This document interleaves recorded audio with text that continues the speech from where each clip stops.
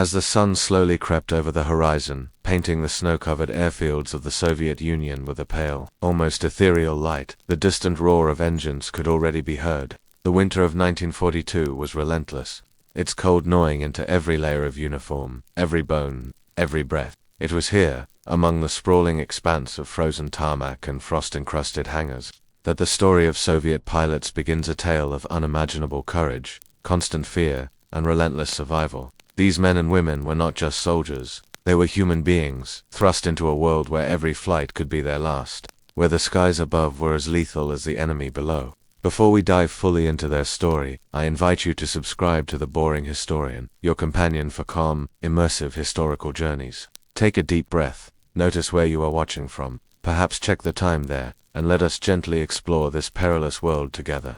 Life on a Soviet airfield was a paradox of activity and waiting. The massive biplanes and early monoplanes, some outdated yet still serviceable, sat in neat lines, their fuselages scratched from long campaigns and harsh winters. Pilots would arrive before dawn, trudging through knee-deep snow, their breath forming small clouds that mingled with the smoky haze from nearby boilers meant to keep the engines from freezing. The air was thick with anticipation and dread. Each engine check, each pre-flight inspection, was a ritual heavy with significance. A missed bolt, a single overlooked gauge, could turn a routine mission into a fatal disaster. And yet, there was camaraderie, a quiet resilience shared among these men and women who laughed, sometimes nervously, to stave off the terror of knowing that, in the coming hours, many might not return. The danger was immediate and ever-present. Soviet pilots faced the enemy's aircraft in dogfights that demanded not just skill, but near-superhuman reflexes. German Messerschmitts and Focke-Wulfs were precise, deadly, and experienced in aerial combat. Yet, the Soviet Air Force, still recovering from purges and reorganization, sent pilots with limited training, sometimes in outdated planes, directly into the jaws of war. In these conditions, fear was both a companion and a motivator. Pilots learned to control it, to use it to sharpen their senses, to heighten their awareness of every movement of the controls, every shift in the wind, every shadow in the clouds above. Beneath this, the cold was more than an inconvenience. At altitudes where the oxygen thinned and temperatures plummeted to levels that could numb fingers and freeze instrument gauges, pilots fought silently against frostbite and hypothermia. The leather of their flight suits stiffened. Their gloves made movements awkward, yet they adapted because they had no choice. And always, hovering above the frozen plains and battle-scarred villages below, was the knowledge that the Luftwaffe could strike at any moment, that flak and enemy fighters were patient, deadly hunters waiting for a miscalculation, a hesitation, a moment of fatigue. Here, on these frozen Soviet airfields, life was structured around the missions, the maintenance, and the brief moments of human connection, shared meals by the stove, the quiet exchange of letters from home, the solemn remembrance of comrades lost. These pilots were young, many in their late teens or early 20s, yet they carried the weight of an entire nation on their shoulders. In the calm of the early morning, before the first engines roared, before the first flight, one could sense the extraordinary tension between the fragile humanity of these men and women and the immense responsibility thrust upon them. And as the first planes began to taxi along the frozen runways, their engines sputtering and coughing in the bitter cold, we step with them into a world that is at once terrifying and profoundly human. It is here that we begin our journey through fear, valor, survival, and the relentless skies that defined what was, perhaps, the most dangerous job in World War II.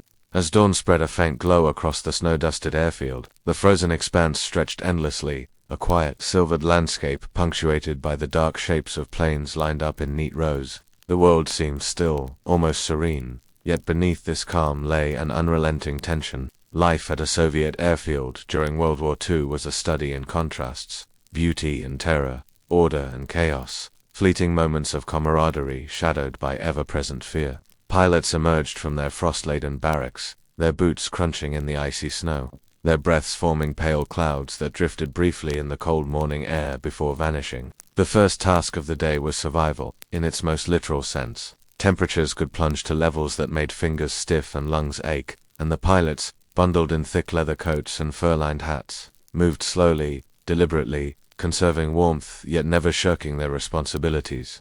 Each aircraft required meticulous attention. Mechanics and ground crews worked alongside the pilots, checking engines, tightening bolts, adjusting control surfaces. and ensuring that the fragile machines would respond when they were called into battle.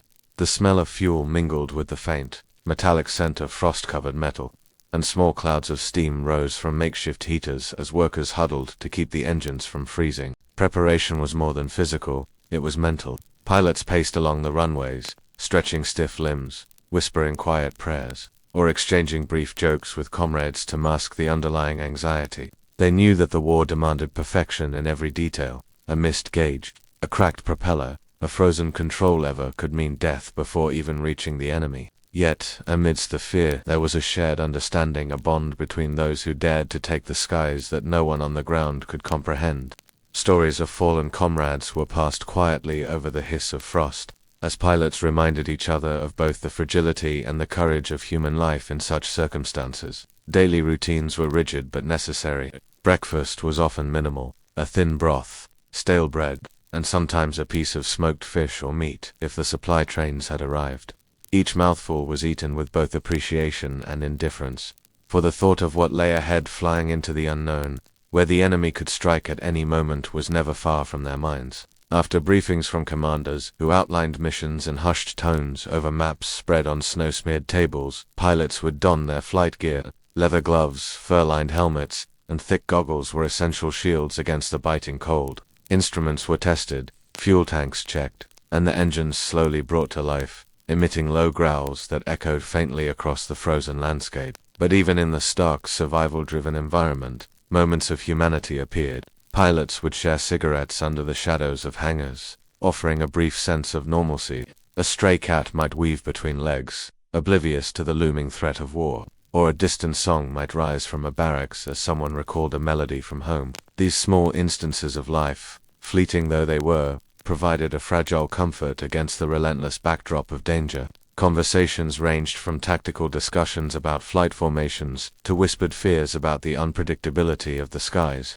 In these exchanges, bonds were forged, ties that could mean the difference between despair and resilience. The frozen terrain itself was both ally and enemy. Snow muffled sounds, allowing for stealthy takeoffs, yet it also concealed hazards, uneven ground, hidden ice patches, and frost-heaved sections that could jolt a landing plane into catastrophe. Pilots and mechanics moved with careful deliberation, aware that even a minor slip could damage the delicate balance of their aircraft. Meanwhile, the wind swept across the airfield in sharp gusts, carrying a crispness that cut through clothing and chilled bones, a constant reminder that nature itself was an adversary alongside the enemy.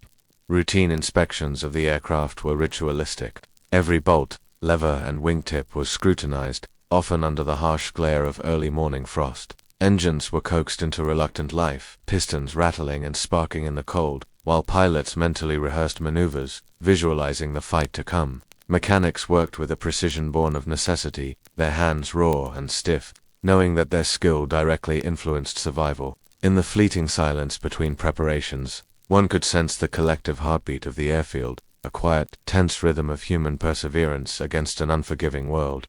Evenings brought a different cadence.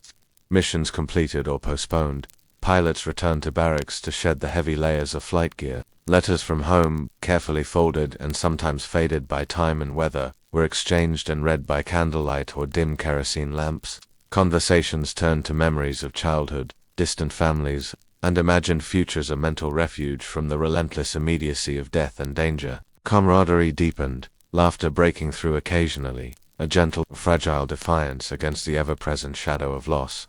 The life of a Soviet pilot at the airfield was therefore a continuous oscillation between preparation, survival, and fleeting humanity. Every day required a careful balance, tending to mechanical needs, enduring the elements, maintaining mental resilience, and fostering relationships that could sustain a person through trauma.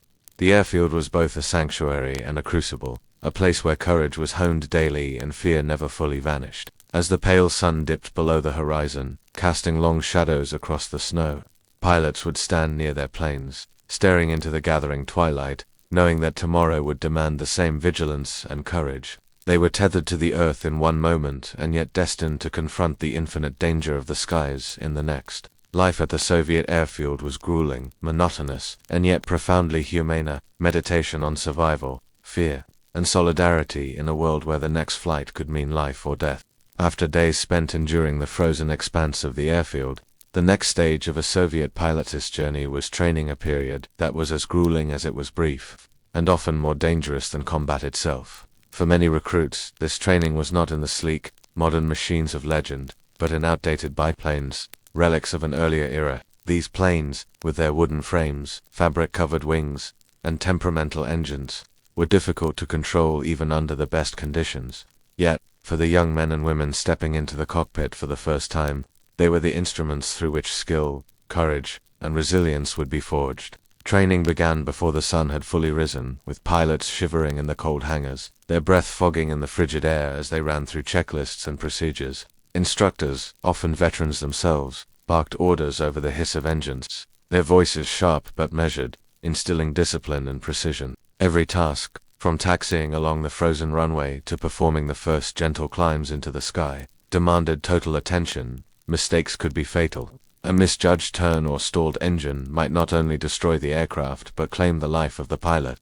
In these moments, fear was a constant companion, a presence that hovered in the back of the mind, sharpening senses and demanding respect. The biplanes themselves were temperamental, made largely of wood and cloth. They flexed under stress, and the wind could twist the wings unpredictably, testing a pilot's reflexes. Instruments were primitive by modern standards, sometimes frozen by the bitter air at higher altitudes. Pilots had to rely on intuition, careful observation, and the subtle cues of the aircraft itself to maintain control. Early training flights were often short, spanning only a few minutes, but every second was intense.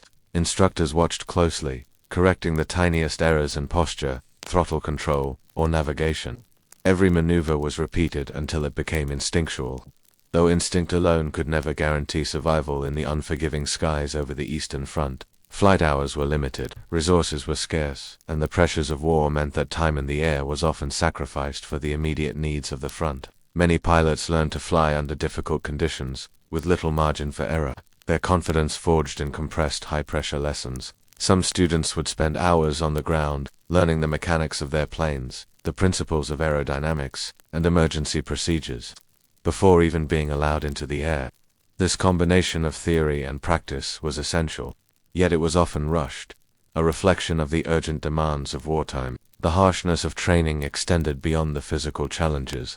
Pilots were constantly reminded of the consequences of failure. Tales of classmates lost in crashes circulated quietly among the hangars, whispered accounts that left an indelible mark on every student. The mental strain of knowing that each flight might be their last, even in training, created an atmosphere of intense psychological pressure. Many recruits coped by forming tight bonds with their peers, sharing fears, offering advice, and sometimes laughing to mask the tension. These relationships became vital, a thread of humanity in an environment dominated by risk and uncertainty. Each sortie in a biplane was an education in both skill and fear. Pilots learned to navigate icy winds, to judge altitude and airspeed with limited instruments, and to anticipate the sudden stalls or spins that these fragile planes were prone to. Landings were particularly perilous. Snow-covered runways, hidden ice patches, and stiffened control surfaces made every touchdown a careful negotiation with both physics and luck. Instructors often stood on the ground, ready to signal warnings, but the final responsibility always rested with the young pilot. Success brought confidence, a small but crucial reassurance that they might survive the far more dangerous skies of active combat. Mechanical failures were common. Engines could sputter unexpectedly, cables might snap, or wings could flex dangerously under stress. Pilots learned to respond instinctively, to correct imbalances, to restart engines mid-flight when possible, and to execute emergency landings when necessary. Each incident became a lesson, a reminder that survival depended not only on skill, but on alertness, courage, and the ability to remain calm under pressure. Despite the danger and scarcity, there was also a sense of wonder. Flying, even in these rudimentary planes, brought a unique perspective on the world below. The snow-blanketed forests, frozen rivers, and distant villages appeared serene from above, a striking contrast to the chaos of war on the ground. For a brief moment, the vast sky offered a sense of freedom, a fleeting escape from the relentless demands of both training and survival. It was a paradox. The same sky that could kill could also, for a short time, inspire or wonder, and the quiet exhilaration of flight. The intensity of the training produced pilots who were resilient, adaptable, and acutely aware of the stakes.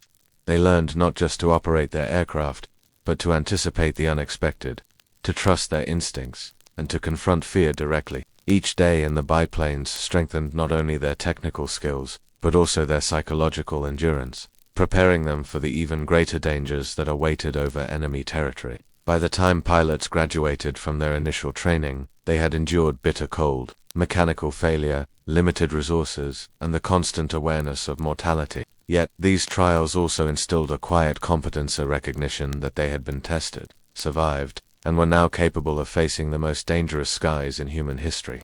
With training complete, the pilots prepared to leave the familiar confines of the airfield and step into the uncertainty of combat, carrying with them both the lessons of their instructors and the fragile hope that they might return from each mission alive. And so, the stage was set. The biplanes, relics of an earlier era, had forged a generation of pilots who would face the Luftwaffe, navigate the dangers of the Eastern Front, and confront a war where skill, courage, and luck were inseparably intertwined.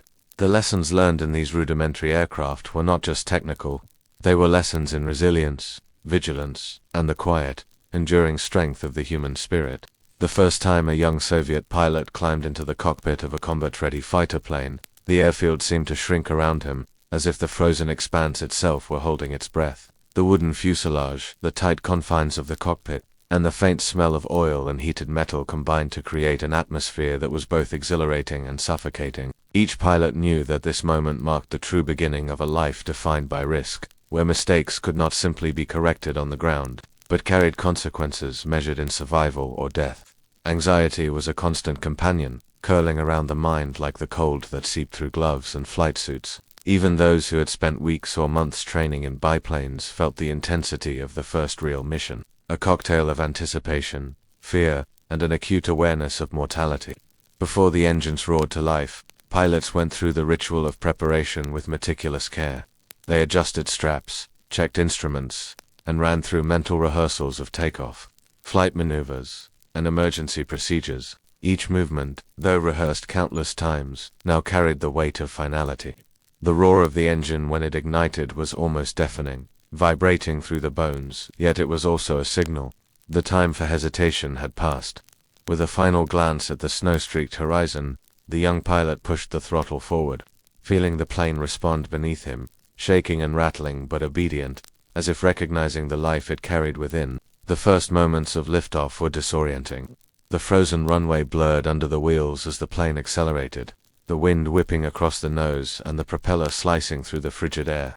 Anxiety, initially a dull internal tension, surged into a sharp awareness of every movement, every sound, every vibration. Controls that had been manipulated effortlessly on the ground now demanded a subtle, precise touch. A slight miscalculation in rudder or throttle could cause a stall or spin, potentially ending the flight before it truly began. The mind raced, focusing simultaneously on instruments, horizon, and instinct, creating a heightened sense of awareness that was exhausting even in these first few minutes. Mistakes were inevitable. Some pilots misjudged their climb rate, overcompensating and feeling the plane tilt precariously, only regaining balance through sheer instinct. Others struggled with the rudimentary instruments, frozen gauges, or stiffened controls, learning quickly that hesitation could be lethal. Yet, even these errors carried lessons. Each misstep honed reflexes, sharpened the mind, and forced the pilot to reconcile fear with action. In these early flights, anxiety was not a weakness but a tool, guiding attention, alertness, and caution. The mental toll of the first missions was significant. While the body responded to training, the mind contended with the enormity of responsibility. The pilot was acutely aware that the airfield behind him represented safety, warmth, and comrades, while the vast expanse ahead promised danger, unpredictability, and the omnipresent threat of enemy aircraft or ground fire. Every glance toward the horizon carried a subtle dread, the fear of the unknown, the enemy, and the inherent fragility of both the pilot and the machine he commanded. These flights demanded courage not just in action, but in thought, a continuous struggle to suppress panic and maintain focus. Even the simplest maneuvers could provoke intense anxiety. Turns, dives, and climbs tested both confidence and skill, especially in the thin air of high altitudes where the wind chilled through flight suits and exposed skin. The sensation of the plane banking steeply, of gravity pressing against the body, or of stalling mid-air forced the pilot to act decisively, yet calmly. Panic could be fatal. The early flights were therefore as much about mastering fear as mastering the aircraft itself. Pilots learned to breathe in measured rhythms, to maintain clarity under pressure, and to trust the training that had carried them thus far. Simultaneously, the mind grappled with the knowledge that these initial flights were a prelude to missions where enemy fire awaited. Even without direct engagement, the pilot carried an awareness that every mission could be a test, not only of skill but of luck, judgment, and endurance. Some found solace in repetition, gradually building confidence with each takeoff and landing. Others relied on camaraderie, recalling advice whispered by instructors or encouragement shared with fellow trainees. These mental anchors became essential stabilizers in the midst of anxiety, a quiet reassurance that they were not alone in facing the formidable challenge ahead. Landing after the first mission brought both relief and reflection. The plane, having survived the delicate dance of takeoff, navigation, and controlled descent, touched the frozen runway, wheels skidding slightly over the ice. The adrenaline slowly subsided, replaced by an exhaustion that settled into the bones. Pilots removed their helmets and goggles, cheeks flushed, hands stiff, yet a sense of accomplishment lingered. Each successful flight, however fraught with fear, reinforced resilience, instilled confidence, and deepened the understanding that survival was a combination of skill, instinct, and mental fortitude. Repeated missions gradually transformed anxiety into a quiet, controlled tension. The pilot learned to anticipate the plane's behavior, to respect its limitations, and to manage fear without letting it dominate. Early mistakes became lessons etched into memory, reinforcing the critical importance of precision and calm. Still, each flight carried the unspoken truth. The skies remained unpredictable, and danger, both mechanical and human, was never far away. For the young Soviet pilot, the first flights were a baptism into a world of extreme responsibility, where the cockpit became both sanctuary and crucible. Every maneuver demanded attention, every decision could mean life or death, and every successful return was a small triumph against the vast, indifferent forces of war.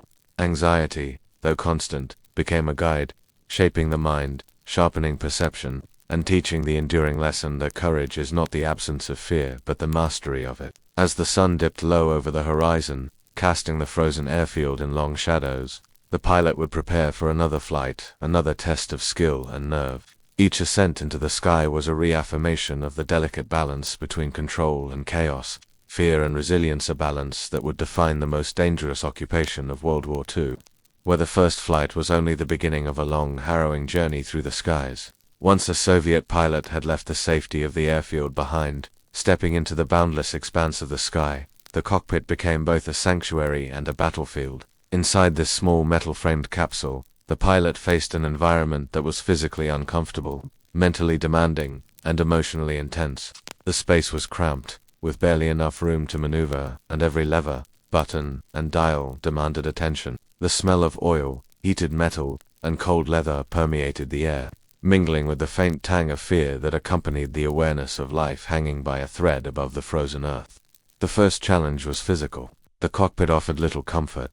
Pilots were strapped tightly into their seats with harnesses that pressed firmly against the chest and shoulders, necessary for safety during sudden dives, sharp turns, and evasive maneuvers. Every movement had to be deliberate. Careless motions could jam controls, disrupt balance, or interfere with the critical task of navigating the aircraft. The controls themselves were unrefined ruder pedals that resisted, a stick that occasionally shuddered in the wind, and instruments that sometimes froze at higher altitudes. The pilot's body became an extension of the plane, every twitch, every shift in posture, every subtle adjustment affecting the delicate balance between control and chaos. In these confined quarters, sensory input was relentless. The vibration of the engine coursed through the floor and seat, a constant reminder of the plane's immense power and its delicate fragility. The whine of the propeller sliced through the cockpit, blending with the roar of the wind rushing past the fuselage. Temperature extremes were another burden. At altitude, cold air seeped through even the thickest flight suits, numbing fingers and toes, stiffening muscles, and demanding constant vigilance. Pilots often had to wiggle their hands and flex their fingers mid-flight just to maintain dexterity for the throttle, stick, and trigger. At lower altitudes, the sun's reflection on clouds or snow could be blinding, requiring quick adjustments to goggles and flight path. Emotionally, life inside the cockpit was a test of endurance. Anxiety never fully dissipated. Each flight carried the awareness of enemy aircraft, anti-aircraft fire, mechanical failure, and the inherent risk of even minor The mind had to remain sharp, processing vast amounts of information simultaneously: the plane's speed, altitude, and orientation, the position of other pilots in formation, the distant silhouettes of enemy fighters, and the ever-shifting landscape below. One misjudged maneuver or delayed reaction could mean a fatal collision, a stall, or a direct hit from anti-aircraft fire. The constant presence of mortality heightened perception, but also demanded a level of psychological discipline that few civilians could imagine. Despite the cramped quarters and physical strain, pilots learned to move with fluidity and precision. Every action was rehearsed and refined until it became instinctual. Adjusting the throttle while banking sharply, reading instruments with a glance while scanning the horizon for threats, operating the guns with split-second timing. This combination of bodily control and mental acuity created a rhythm, a dance of man and machine, where skill and instinct coalesced into life-saving harmony. The cockpit, though confining, became a place of intense focus and purpose. Where distractions could prove fatal and calm, methodical action was the difference between survival and disaster. Instrumentation inside these planes was rudimentary by modern standards, and pilots had to interpret them with care. Altimeters, fuel gauges, compass readings, and rudimentary artificial horizons provided critical guidance, but frost and vibrations often obscured clarity.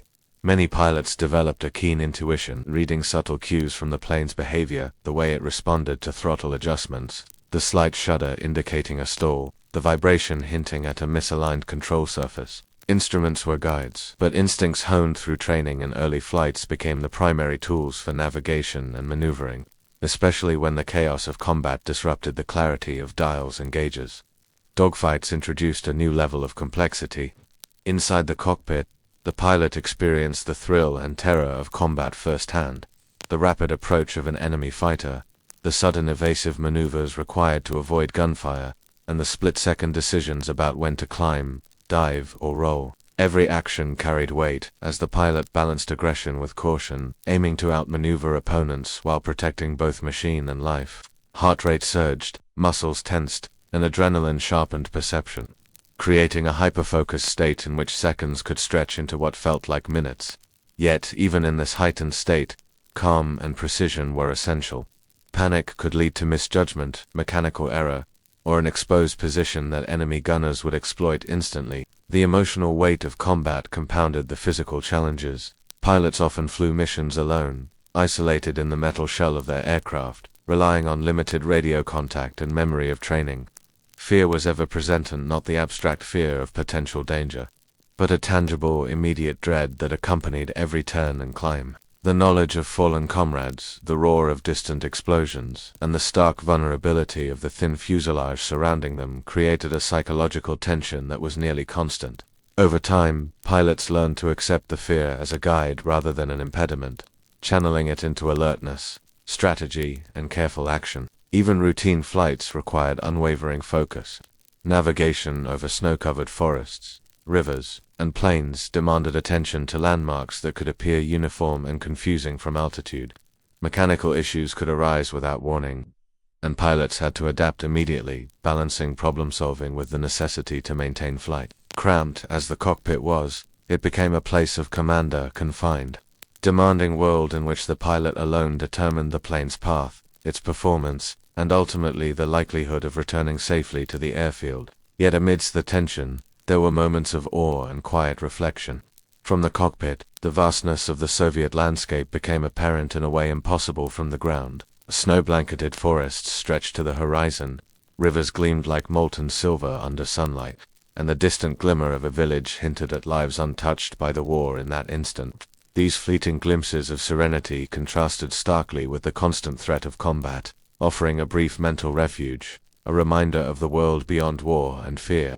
Life inside the Soviet fighter plane, therefore, was a constant negotiation between physical endurance, mental acuity, and emotional resilience. Every mission, every maneuver, and every split-second decision was a testament to human courage and adaptability.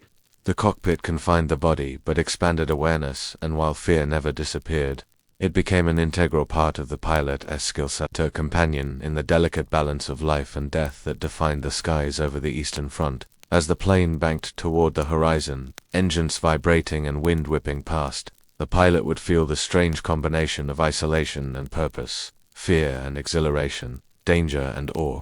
Within this cramped metal shell, the young Soviet aviator confronted the very essence of what it meant to live on the edge, mastering both machine and self in a war that demanded nothing less than total commitment to survival. Between missions, life on a Soviet airfield was often defined not by the roar of engines or the thrill of combat, but by waiting a slow, measured rhythm of endurance, punctuated by the harsh realities of winter, hunger, and exhaustion. The cold was omnipresent, an unrelenting force that seeped into every corner of the airfield, every layer of clothing, and every bone in the body. It was a frost that gnawed at fingers, stiffened joints, and forced pilots to move with deliberate, careful motions, lest they lose control of the delicate instruments or slip on ice-slicked tarmac. Even inside hangars or small shelters, warmth was scarce.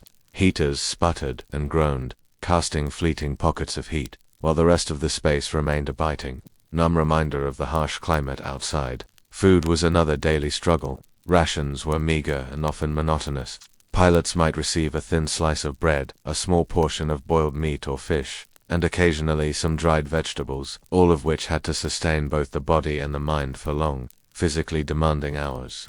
Hunger was a constant companion, gnawing in the stomach and distracting the mind, yet it became a familiar rhythm, a part of daily survival. Meals were often eaten quickly, in silence or with subdued conversation, the taste dulled by fatigue, the cold, and the omnipresent anxiety about the next flight. Water and tea, when available, were lukewarm at best, offering a brief comfort before the body again felt the cold and emptiness that hunger imposed. Fatigue compounded the discomfort.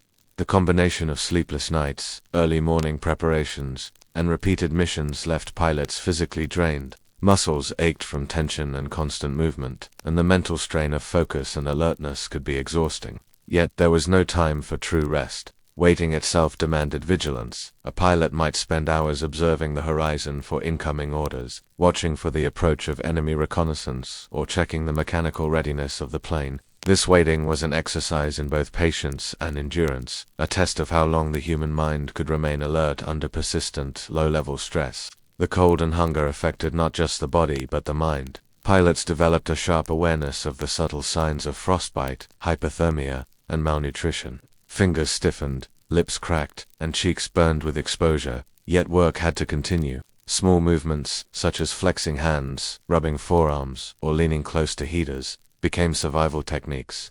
Mental endurance was equally crucial. Pilots had to remain focused on the technical and tactical demands of upcoming missions.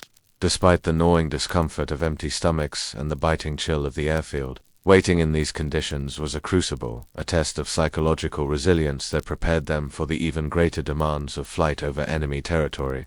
Camaraderie was a lifeline during these long hours. Pilots and ground crew shared small comforts, a brief conversation, a shared cigarette, a joke whispered across the tarmac to stave off the mental fatigue that came with constant waiting. These moments, fleeting though they were, created bonds that helped sustain morale. Even simple acts, like passing a ration of bread or offering a hot sip of tea, reinforced the human connection that was vital in such isolating, harsh conditions. Without these bonds, the cold, hunger, and monotony would have been far more punishing, and many pilots relied on each other to survive the psychological strain. The monotony of waiting also offered a strange opportunity for reflection. Pilots would stare across the airfield, watching frost form intricate patterns on the plane's wings, observing distant tree lines dusted with snow, or listening to the faint creak of hangars settling in the cold. These quiet moments, though often overshadowed by anxiety about upcoming missions, allowed a brief mental escape. Thoughts of home, family, and life beyond the war filtered through, providing a fragile comfort, even as the body shivered in the relentless cold. The contrast between the serenity of the snow-covered landscape and the constant awareness of danger created a unique psychological tension, a blend of calm and anticipation that defined life on the airfield. Pilots often used waiting time to maintain their aircraft. Despite the fatigue, engines were checked, control surfaces examined, and weapon systems inspected. These tasks were physically demanding, especially in freezing conditions, but they were also a means of focusing the mind, a way to convert anxious energy into productive action. Every adjustment mattered: a loose bolt, a frozen gauge, or a misaligned wingtip could be the difference between life and death on the next mission. The cold made even simple tasks arduous, yet it also reinforced discipline and attention to detail, habits that would serve pilots in the deadly skies. Time passed slowly, measured by the sun's movement across a pale sky, or the rhythm of distant engines starting and stopping. Sometimes hours would stretch endlessly with no action, leaving pilots to wrestle with their own thoughts, the biting cold, and the gnawing hunger. Other times, missions would be called at short notice, requiring rapid preparation and immediate focus, a sudden transition from idle endurance to intense alertness. This unpredictable rhythm demanded flexibility, resilience, and the ability to manage both body and mind under fluctuating stress. The combination of cold, hunger, and waiting forged a quiet toughness in Soviet pilots. They learned to tolerate discomfort, to maintain focus despite fatigue, and to draw on camaraderie and routine as stabilizing forces. Even small successes, a properly heated engine, a shared ration, a smooth landing on an icy runway provided reassurance, reinforcing the belief that survival was possible even in the most punishing conditions. As the sun finally dipped below the horizon, casting long shadows across the snow-covered plains and frozen tarmac, pilots would huddle in barracks or small shelters, peeling off layers stiff with cold, and preparing for the night ahead. Sleep, when it came, was often restless, punctuated by dreams of flight, mechanical failure, or the faces of comrades lost. Yet even in these harsh conditions, life persisted. The waiting, the hunger, and the cold became part of a larger rhythm, a rhythm of endurance, preparation, and quiet courage that defined the life of every Soviet pilot.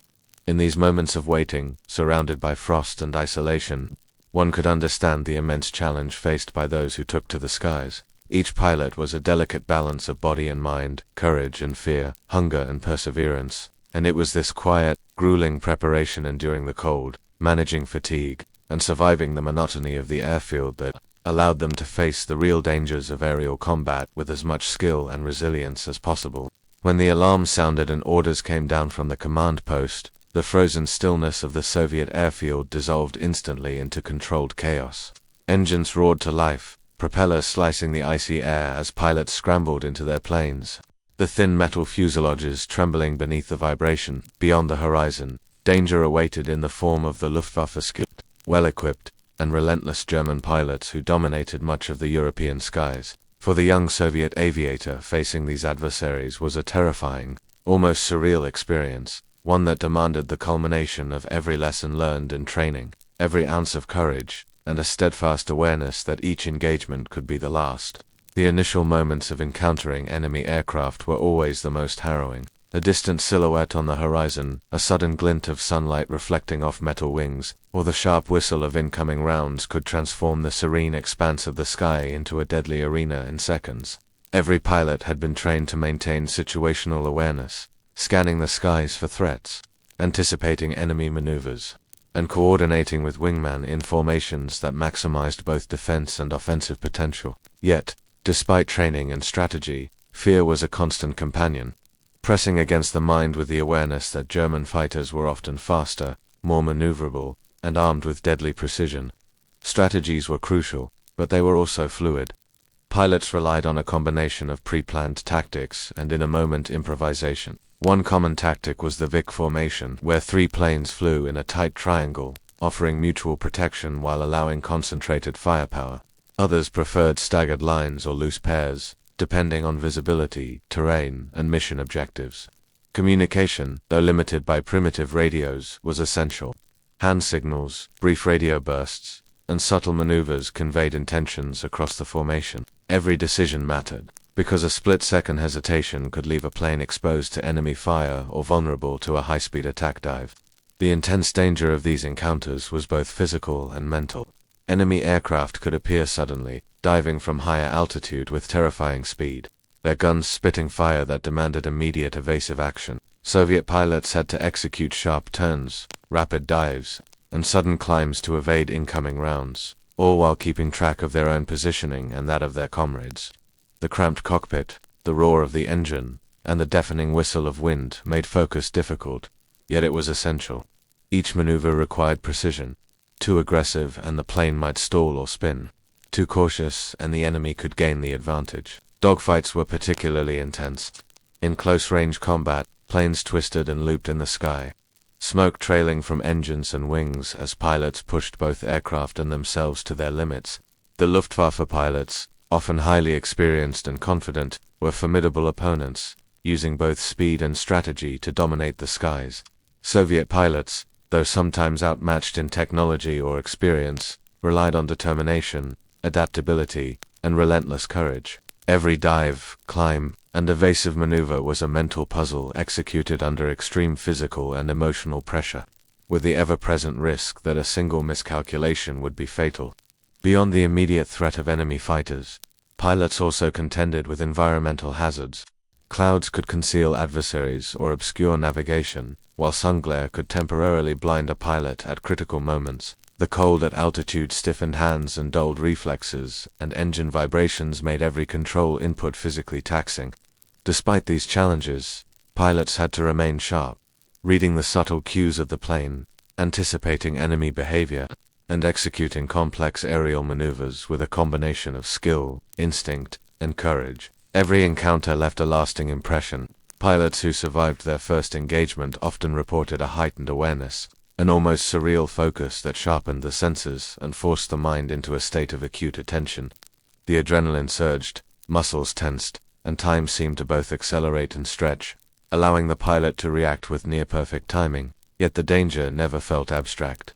Smoke from hit planes, the sound of engines faltering, and the sight of comrades spiraling from the sky reminded pilots constantly that survival was never guaranteed. Psychological endurance was as important as technical skill. Facing the Luftwaffe repeatedly forced pilots to confront fear head-on, often with little time to recover between engagements. Some developed coping mechanisms, focusing on mechanical details of the plane, concentrating on the horizon, or mentally rehearsing maneuvers until they became instinctual. Others relied on camaraderie, trusting their wingmen to watch blind spots, cover approaches, and communicate threats despite limited visibility. Survival depended on this delicate balance between individual skill and collective coordination. Preparation and training were tested ruthlessly in combat. Pilots quickly learned that theoretical tactics often needed rapid adaptation in the air. The skill of anticipating enemy behavior, reading subtle changes in movement, and exploiting weaknesses was as important as controlling the plane itself. Each encounter was an unpredictable puzzle, and success depended on quick thinking, calm reflexes, and the ability to remain composed while every sense was heightened to its maximum. Even when a mission concluded without direct engagement, the tension remained. Returning to the airfield after spotting enemy aircraft or narrowly evading attack left pilots physically drained, mentally taxed, and emotionally drained. Debriefings often focused on lessons learned, miscalculations, mechanical observations, and strategic insights that might save a life in the next engagement. Yet, despite analysis and reflection, there was always the sobering awareness that tomorrow's flight could bring another confrontation, with no guarantee of survival. Through repeated encounters, Soviet pilots developed a rhythm, a heightened awareness tempered by experience. They learned to recognize the telltale signs of an incoming fighter, the subtle shifts in engine noise, and the fleeting visual cues that indicated imminent danger. These lessons were sometimes learned through harrowing trial and error, at great cost, yet each experience strengthened skill, resilience, and the mental fortitude required to survive in the most dangerous skies of the Second World War. Facing the Luftwaffe was a crucible, combining physical endurance, technical mastery, and psychological resilience. Every flight was a battle of nerves, skill, and strategy, and every return to the airfield a quiet victory, no matter how small. The young Soviet pilots carried the knowledge that each encounter was unpredictable, perilous, and life-altering, yet they pressed on, driven by duty, courage, and the fragile hope of surviving another day above the frozen lands of the Eastern Front. Above the sprawling snow-blanketed forests and frozen rivers of the Eastern Front, the sky could turn into a maelstrom of metal, noise, and fear in a matter of moments. Dogfights were the defining experience of a Soviet pilot's combat life, a mixture of intense adrenaline, precise skill, and ever-present danger. For those young aviators, the moments between spotting an enemy and engaging were a blur of calculation and instinct, as they balanced the mechanical demands of their aircraft with the relentless unpredictability of aerial combat. A typical dogfight began with sighting a glint of sunlight on metal, the sudden silhouette of a distant plane against the pale winter sky. That instant triggered a sequence of responses drilled into pilots during countless hours of training, adjusting throttle and stick, aligning with the wind, and calculating speed and trajectory relative to both the enemy and the surrounding terrain. The mind raced, but clarity was essential. Hesitation could allow the adversary to gain a decisive advantage. Every decision was a fraction of a second in which life and death could pivot, and every movement of the stick or rudder determined not only the course of the aircraft but the pilot's survival. Evasive maneuvers were an art and a science, honed through training and sharpened by repeated combat experience. Barrel rolls, steep dives, and tight loops became instinctive responses to incoming fire. Pilots had to account for the limitations of their planes, the momentum of the enemy, and the ever-shifting wind currents that could make even routine maneuvers treacherous. Each twist and turn carried immense physical strain. G-forces pressed heavily against the body, constricting breathing, blurring vision, and demanding muscular endurance. Yet, precision was paramount. Over or undercompensation could lead to stalls or spins, leaving the aircraft vulnerable to destruction. Fear was an omnipresent companion in these encounters. The roar of engines, the crackle of gunfire, and the sight of tracer rounds cutting through the air created an environment of unrelenting tension. Pilots described a peculiar combination of exhilaration and dread, the thrill of maneuvering skillfully against a dangerous foe, coupled with the gnawing anxiety that a single mistake could be fatal. Emotional control was as critical as technical skill. Those who succumbed to panic risked misjudging distance, speed, or angles, with deadly consequences. Fear, paradoxically, became both an adversary and a guide, sharpening senses while demanding composure. Dogfights were also battles of observation. Pilots had to monitor multiple variables simultaneously: enemy positioning, wingman coordination, cloud cover, and terrain below. Awareness of the subtle shifts in an enemy plane's velocity or trajectory could determine whether an attack succeeded or failed. Small changes in engine, pitch, wing position, or flight path were cues that could signal an impending dive or evasive action. Interpreting these signs correctly often required intuition, honed through hours of flight and exposure to the chaotic realities of combat. Coordination with fellow pilots was crucial. Soviet air tactics emphasized mutual support, with wingman covering blind spots, signaling threats, and executing coordinated maneuvers to flank the enemy. Communication was often minimal, quick radio bursts or hand signals, but essential. Trust in comrades allowed pilots to focus on their immediate actions, while knowing the formation could respond collectively to unexpected threats. This reliance on teamwork created a quiet bond among pilots, an understanding that each individual's survival was linked to the awareness and skill of the others. Every engagement was unpredictable. Some encounters were fleeting: an enemy spotted, an evasive maneuver executed, and the threat gone within minutes. Others escalated into extended chases, with planes spiraling through the sky, engines screaming, and tracer rounds marking the air like dangerous ribbons. These prolonged battles tested endurance, concentration, and nerves, requiring continuous adjustments to maintain advantage while preventing fatigue from compromising reaction times. Pilots learned to ration mental and physical energy, balancing aggression with caution, strategy with instinct. Technical skill was inseparable from psychological resilience. Handling a fighter plane in a dogfight demanded flawless coordination of hands and feet, precise timing of throttle and stick, and accurate aim for weaponry, all while under the duress of fear, cold, and exhaustion. Each pilot had to develop a neurotomatic response to the stimuli of combat, translating sight and sound into movement with precision. Mistakes were costly. Hesitation, overcorrection, or distraction could result in destruction within seconds. The margin for error was razor-thin, and the stakes could not have been higher. Survival often depended on learning from each encounter, mentally replaying maneuvers, noting what worked and what failed, and internalizing lessons for future engagements. Pilots refined instincts for predicting enemy behavior, gauging distances, and selecting optimal positions for attack or defense. Experience was as vital as training, and even the most skilled aviators grew in competence through repeated exposure to the brutal realities of aerial combat. Despite the danger, there were moments of stark beauty and awe. Above the icy landscapes, the sky could appear vast and still, sunlight reflecting off clouds and snow, offering a fleeting serenity amidst chaos. These glimpses of calm, though rare, reinforced a sense of purpose and connection to the world below, a quiet reminder of the human lives and landscapes at stake. In these moments, fear coexisted with wonder, adding a surreal, almost meditative dimension to the experience of flight. Dogfights over the Eastern Front were ultimately a crucible for both pilot and plane.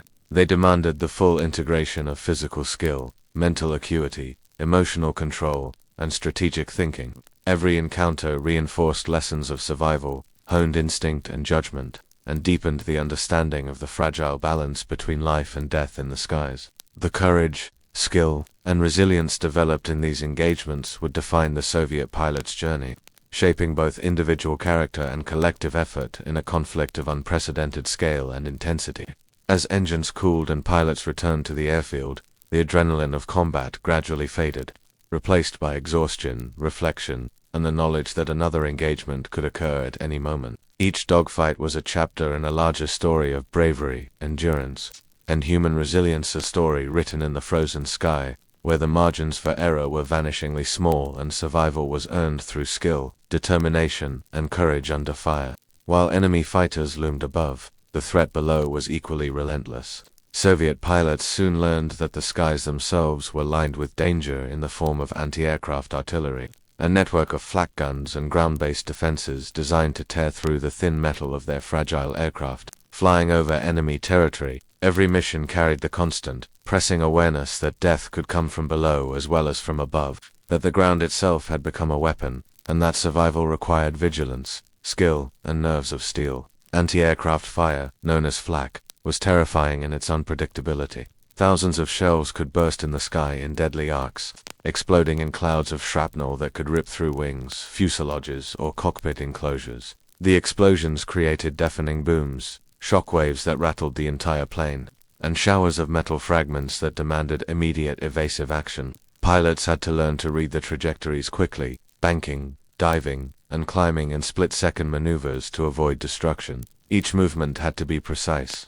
Overreacting could send the plane into a stall or spin. Underreacting could result in a catastrophic hit. The physical and psychological strain of flying through flak was immense. Every burst of gunfire brought a jolt to the pilot's body, rattling muscles, stiffening joints, and demanding constant control of the aircraft. Even the slightest misjudgment could amplify the consequences of high-altitude stress. Frozen fingers fumbling for throttle, shivering hands gripping the stick, and tense muscles straining against G-forces, all compounded the danger. The mind was locked in hyper-alertness, passing the position, speed, and timing of incoming shells, predicting their paths with incomplete information while simultaneously executing complex maneuvers to survive. The visual and auditory cues of flak were haunting. Exploding shells scattered dark smoke and debris across the sky, turning the air into a chaotic cloud of danger. The constant popping and roaring of artillery created a sensory overload, forcing the pilot to rely on a combination of instinct, training, and sheer focus. The sky became a hostile landscape, where every movement of the plane could save life or spell death. Even seasoned aviators reported a sense of surreal detachment as the chaos unfolded around them.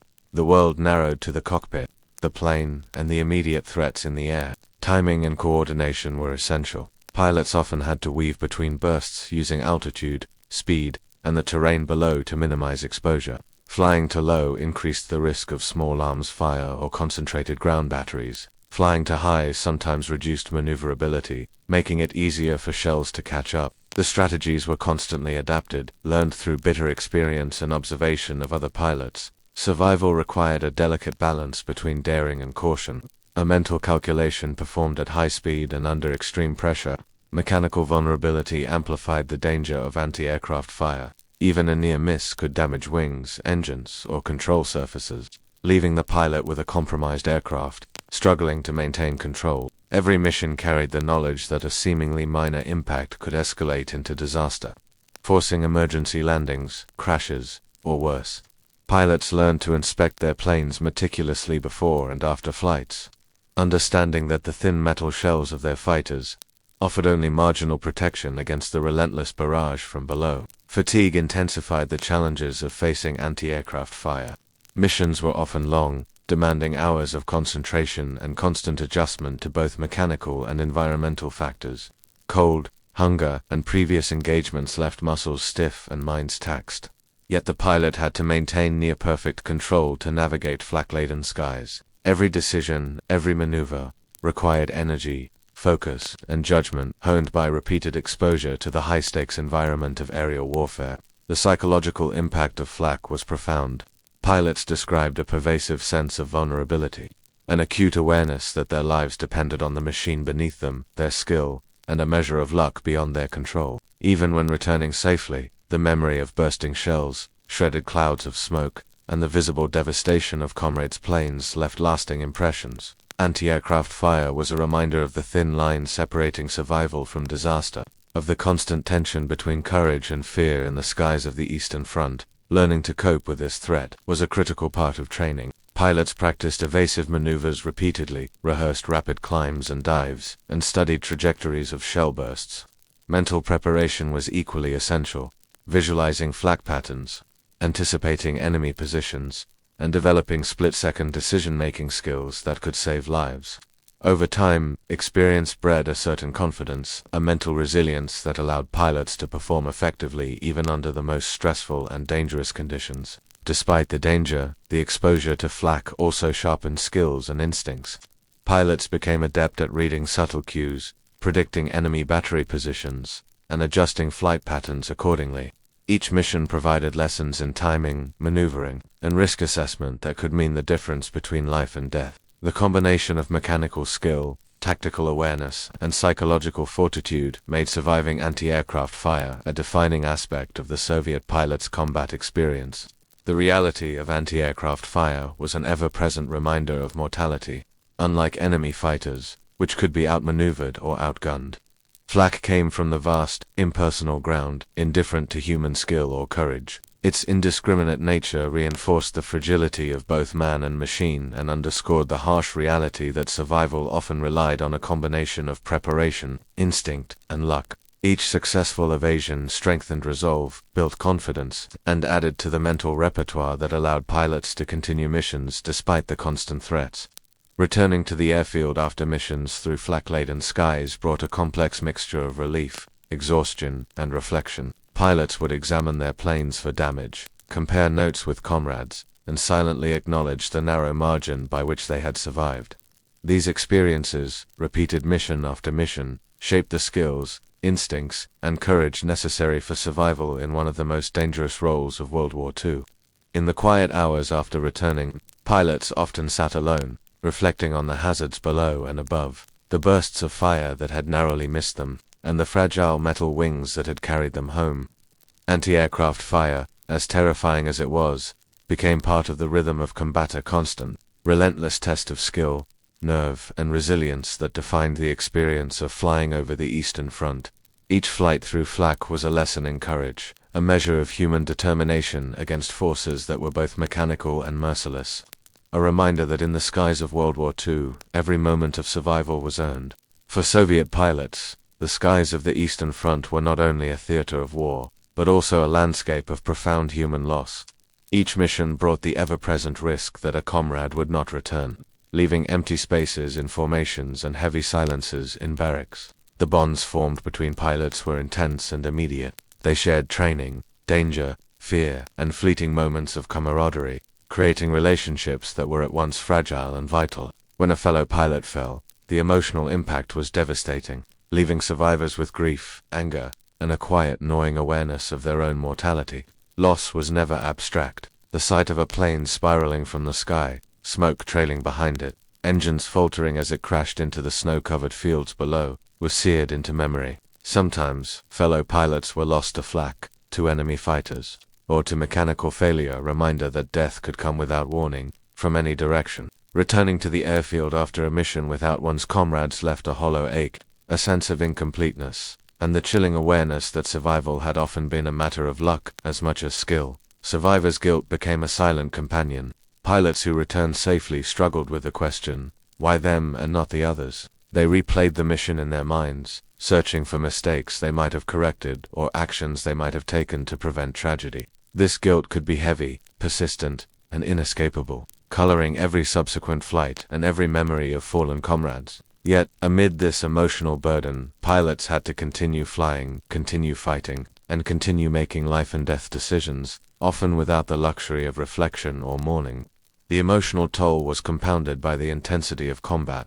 A dogfight or a flak-laden flight demanded absolute focus, leaving little room for processing grief in real. Yet, once safely back at the airfield, pilots confronted the weight of emotion, sometimes in isolation, sometimes quietly with their remaining comrades. Letters from home, brief conversations, or even the silent presence of wingman provided small comfort. But the memory of loss lingered, shaping their perception of each flight and heightening both caution and empathy toward those still in the skies. Coping mechanisms varied. Some pilots immersed themselves in their duties, meticulously maintaining planes, planning missions, and honing tactics, using focus as a shield against grief. Others turned to camaraderie, sharing stories, jokes, or quiet meals to create small moments of normalcy amidst the chaos. These bonds, strengthened by shared experience, became critical to psychological survival. Even small gestures, a shared cigarette, a warm cup of tea, a reassuring pat on the shoulder reinforced connection and reminded pilots that they were not alone in facing fear and loss.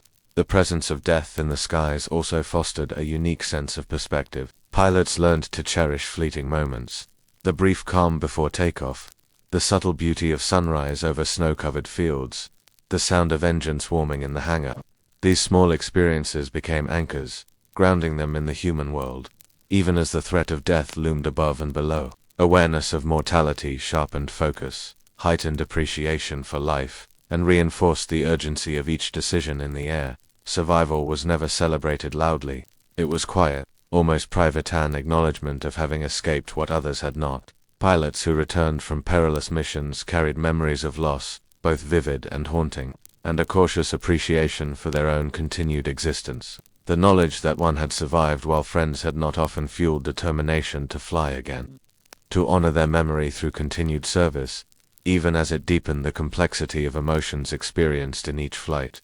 The emotional strain was magnified by isolation. Even within formations, pilots experienced solitude. The cockpit, a cramped metal space, confined the body and mind to the demands of flight, leaving little room for reflection during combat. Once safely on the ground, the absence of fallen comrades was stark. Empty bunks, vacant seats in the mess hall, and the silence of hangars became constant reminders of human cost. Survival guilt intertwined with the rhythm of daily life, shaping both mental state and interpersonal dynamics among remaining pilots.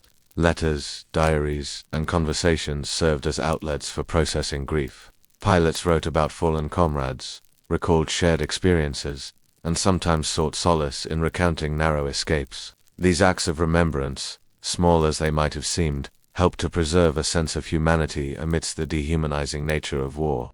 The act of naming, remembering, and honoring those lost offered a fragile bomb against the relentless psychological pressures of combat. Yet, despite the heavy emotional burden, pilots learned resilience. The repeated exposure to danger, the shared experiences of survival, and the awareness that every flight carried risk, fostered a stoic acceptance of life's fragility.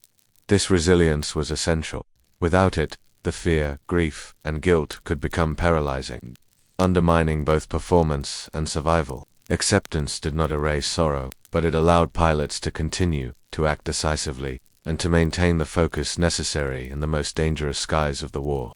The emotional landscape of the Soviet pilot was thus defined by a delicate balance: courage tempered by grief, determination shaped by loss, and skill honed in the shadow of mortality. Survivors carried with them not only memories of battle, but also the quiet, enduring weight of comrades left behind. Every mission became an act of remembrance, an acknowledgement of the fallen, and a testament to the resilience of those who continued to face the skies, knowing that survival came at a profound human cost. As darkness fell over the airfield, pilots would often sit quietly, reflecting on the day's missions, on friends lost, and on the fragile nature of life above the frozen lands. In these moments, grief, guilt, and memory intertwined, leaving an indelible mark on both heart and mind. And yet, within this emotional crucible, courage endured, creating a quiet, resilient spirit that carried pilots through the remainder of the war. Flying under the cloak of darkness brought a new layer of danger for Soviet pilots. The familiar landmarks of the daytime landscape vanished into shadows, replaced by an almost abstract expanse of black sky and darkened terrain below. Night missions required a combination of skill, intuition, and nerves tempered by fear, for the absence of light magnified every challenge, every uncertainty, and every risk inherent in aerial combat. The frozen airfield and the pre-dawn hours already tested endurance. But once airborne, pilots entered a world where visibility was minimal. Judgment was constantly tested, and survival depended on heightened senses and careful precision. Disorientation was a persistent threat. Without the sun or familiar visual cues, it was easy for a pilot to misjudge altitude, distance, or orientation. A gentle bank could quickly become a dangerous tilt. A climb could veer into a stall, and a descent could unknowingly place the plane dangerously close to treetops or uneven terrain. Instruments were often primitive, and in the dim light of the cockpit, reading gauges accurately required extreme concentration. Even slight errors in judgment could be catastrophic, leaving the pilot with the chilling knowledge that darkness magnified the smallest mistakes into deadly consequences. The stress of night flying was relentless. Each sound, from the whine of the engine to the faint crackle of radio static, demanded attention. Every movement had to be precise, and the constant uncertainty of unseen threats kept the mind on edge. Enemy fighters could appear out of the shadows, flak bursts could explode in the dark, and misjudged maneuvers could result in collisions or crashes. The absence of visual confirmation made the imagination both a tool and a hazard. Every flicker of light or indistinct shape could signal danger, forcing pilots to distinguish between real threats and illusions shaped by fatigue and fear. Navigational challenges compounded the difficulty. Familiar daytime routes offered landmarks, rivers, roads, villages that helped pilots orient themselves. At night, those guides were obscured, forcing reliance on maps, compasses, and memory. Clouds and snow could further obscure sightlines, creating a shifting maze of obstacles. Pilots had to anticipate and correct for wind drift, calculate fuel consumption with precision, and remain constantly alert to avoid veering into enemy territory unintentionally. The margin for error was razor-thin, and each decision carried amplified risk under the cover of darkness. The psychological strain of night missions was unique. Flying in near-complete darkness forced pilots to confront isolation and uncertainty in a way that daytime missions rarely did. The vast, silent expanse of sky above and below created a sense of vulnerability, where every sound or movement could herald danger. Fear and anxiety were magnified, yet these emotions had to be controlled. Panic could easily lead to mistakes that would turn a routine mission into disaster. Pilots learned to focus on rhythm, instrument readings, and the limited visual cues available, channeling tension into precise, deliberate action. Enemy threats remained ever present. Night flying did not eliminate the dangers of German fighters or anti-aircraft fire, it only changed them. Encounters with adversaries were often sudden and disorienting, with pilots needing to react instantly to silhouettes or fleeting engine sounds. Ground-based flak could explode without warning, the puffs of smoke and sparks barely visible against the dark sky. Every engagement required rapid adjustment, relying on instincts honed through training and experience to respond to threats that were difficult to detect and even harder to predict. Fatigue and cold intensified the challenges of night missions. Hours spent on pre-flight preparations, long waits at the airfield, and repeated sorties during freezing winter nights left the body stiff, muscles sore, and reflexes slowed. The chill penetrated even the heaviest flight gear, numbing fingers and toes, and forcing pilots to work against both physical discomfort and environmental adversity. Hunger and dehydration compounded the strain, sapping energy and making focus even more difficult to maintain. Despite these hardships, survival demanded endurance, resilience, and unwavering attention. Communication and coordination became more challenging in darkness.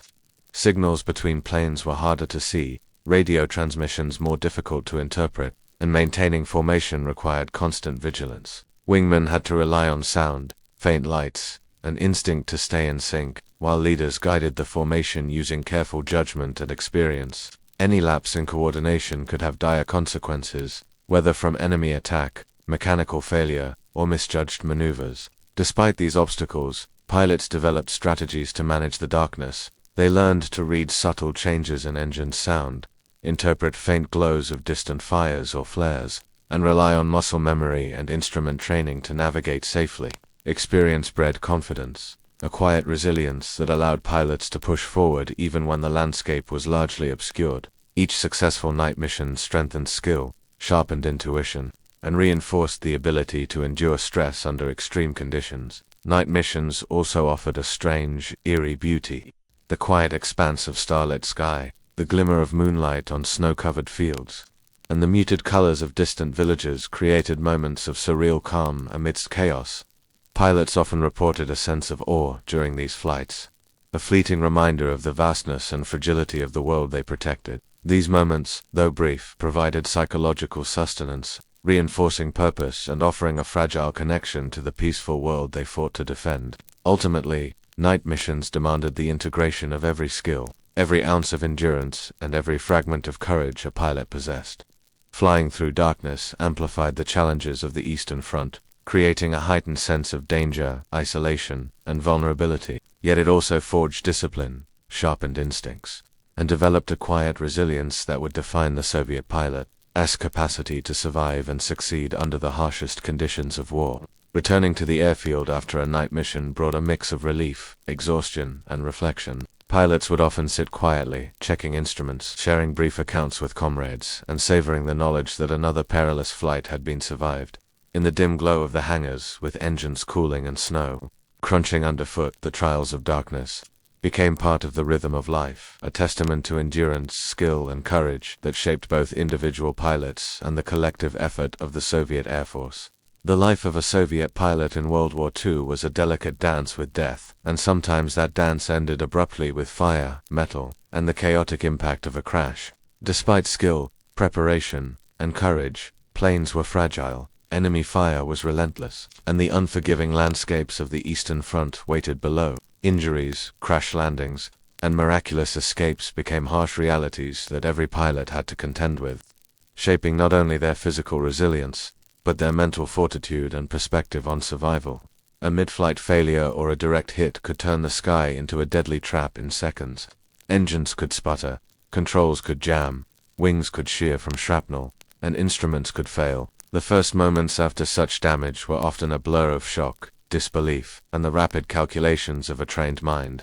Pilots had to assess damage, gauge altitude, and decide whether to attempt repairs in the air, continue the mission, or prepare for an emergency landing. The speed of these decisions was critical. Hesitation could mean the difference between surviving a crash or becoming another statistic in the war-torn skies. Crash landings were themselves perilous. Pilots often faced frozen fields, dense forests, or rugged terrain.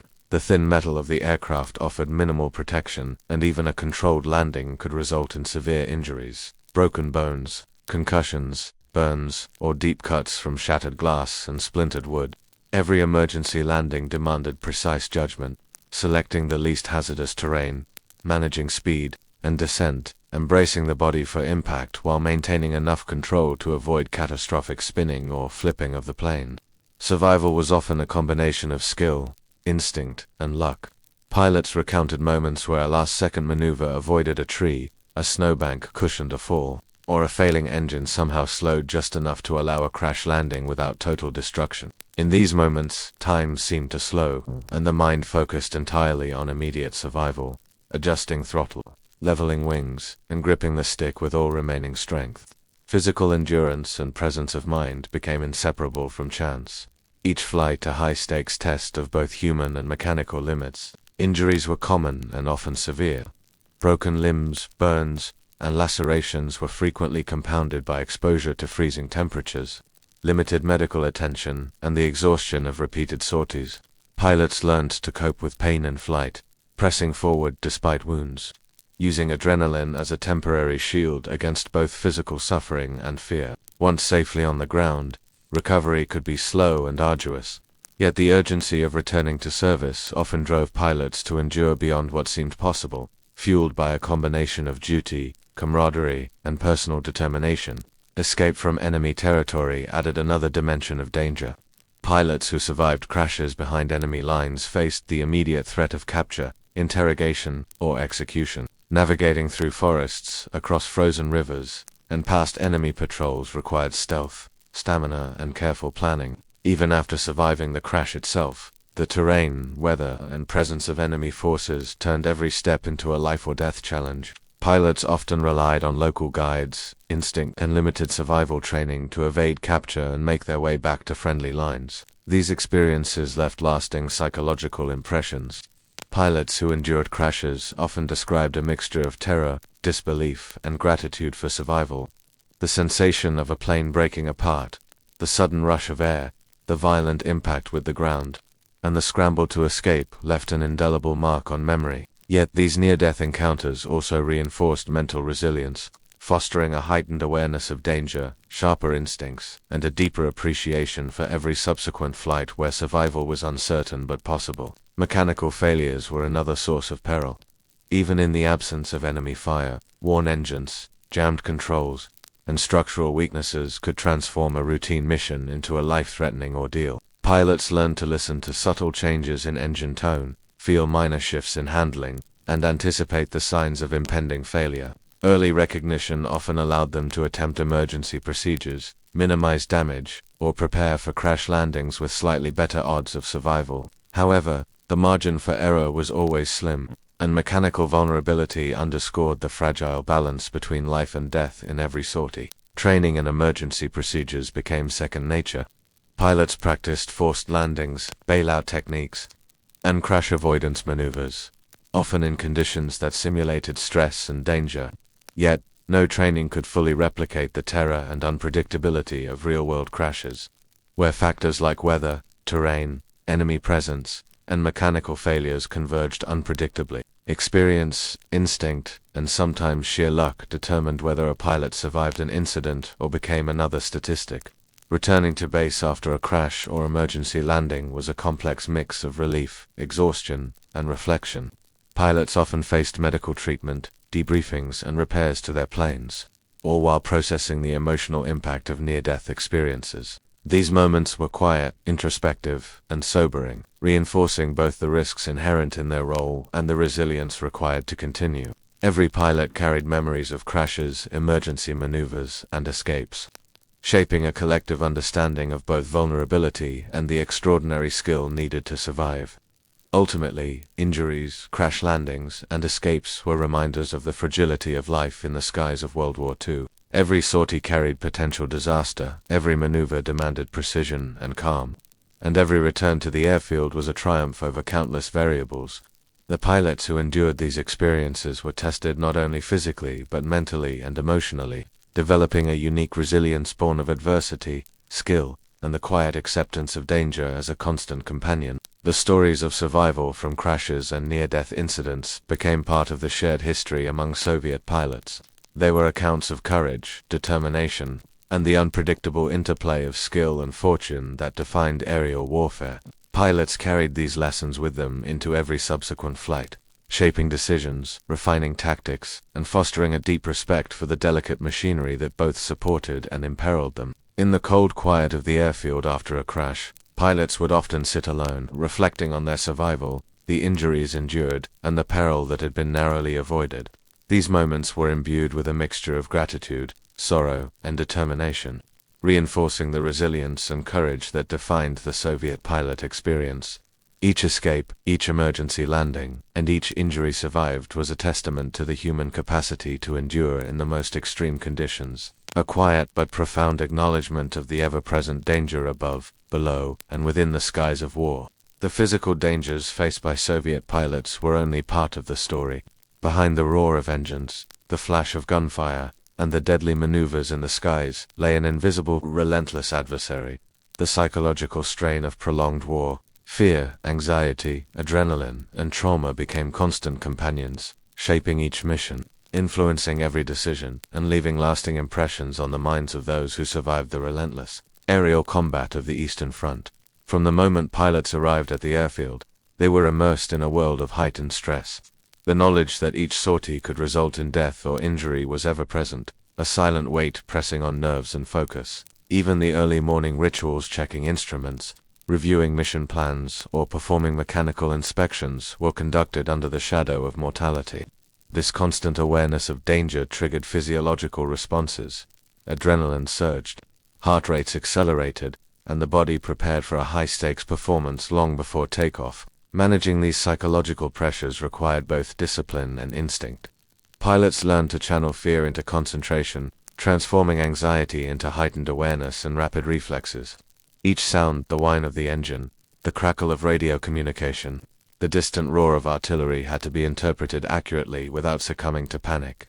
Excessive fear could cloud judgment, slow reactions, or create hesitation.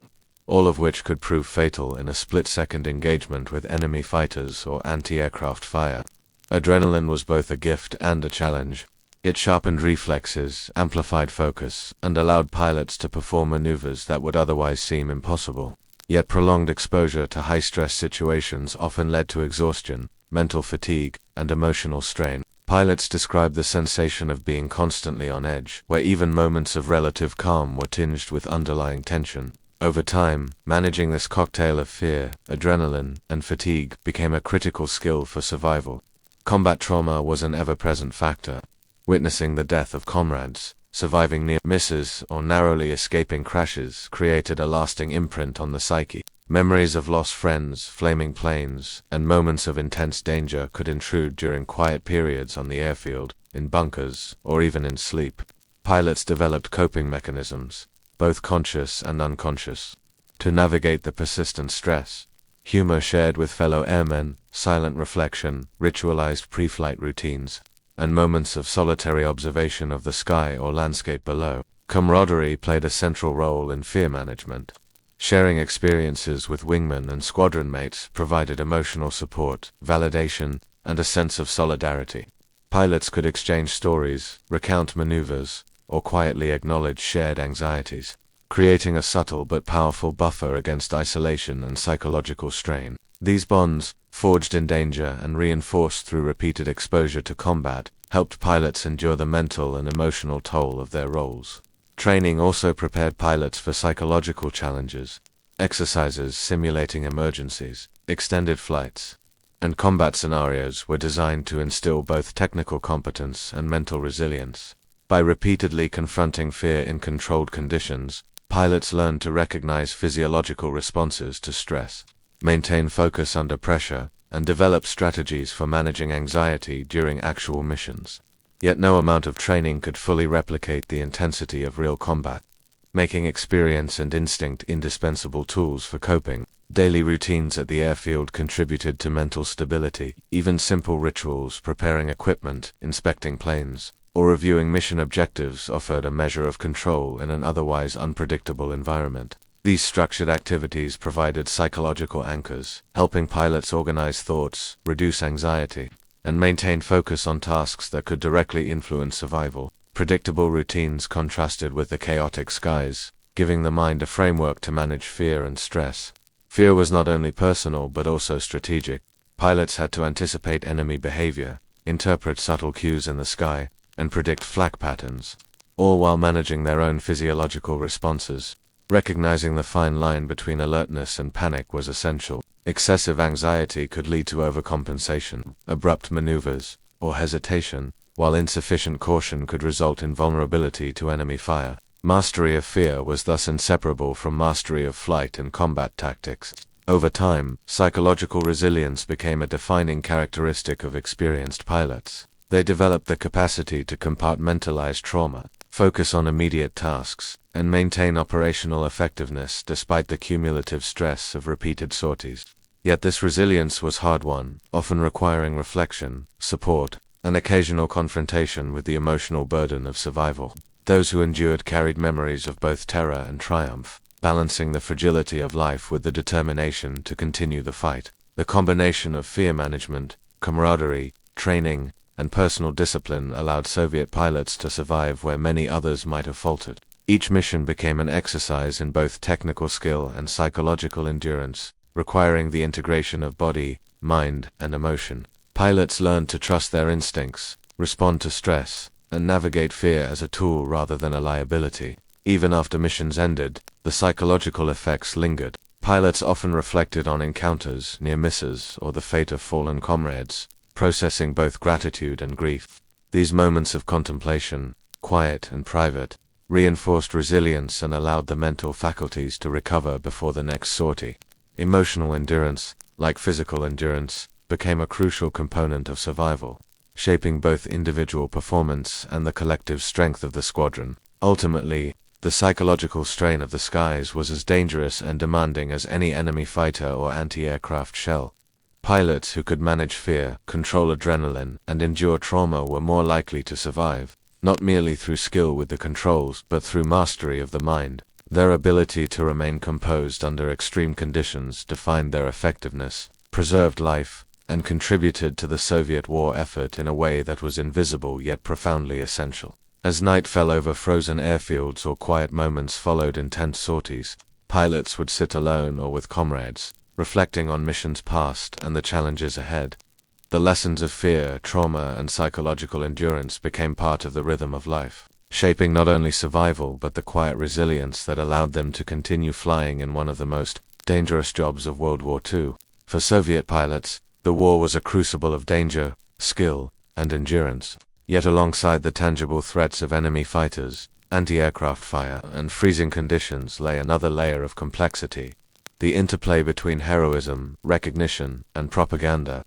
Pilots risked their lives daily navigating skies filled with peril, but the stories that reached the public often portrayed a glorified version of reality, a narrative designed to inspire and sustain morale rather than fully reflect the harsh, exhausting experiences endured by those on the front lines. Recognition came in many forms.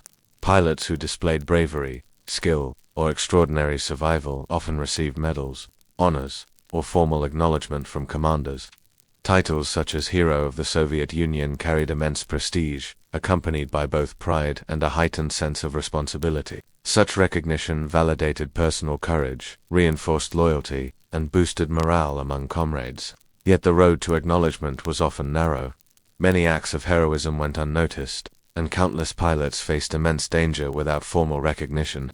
Their efforts largely invisible beyond the airfield, propaganda shaped perception both at home and abroad.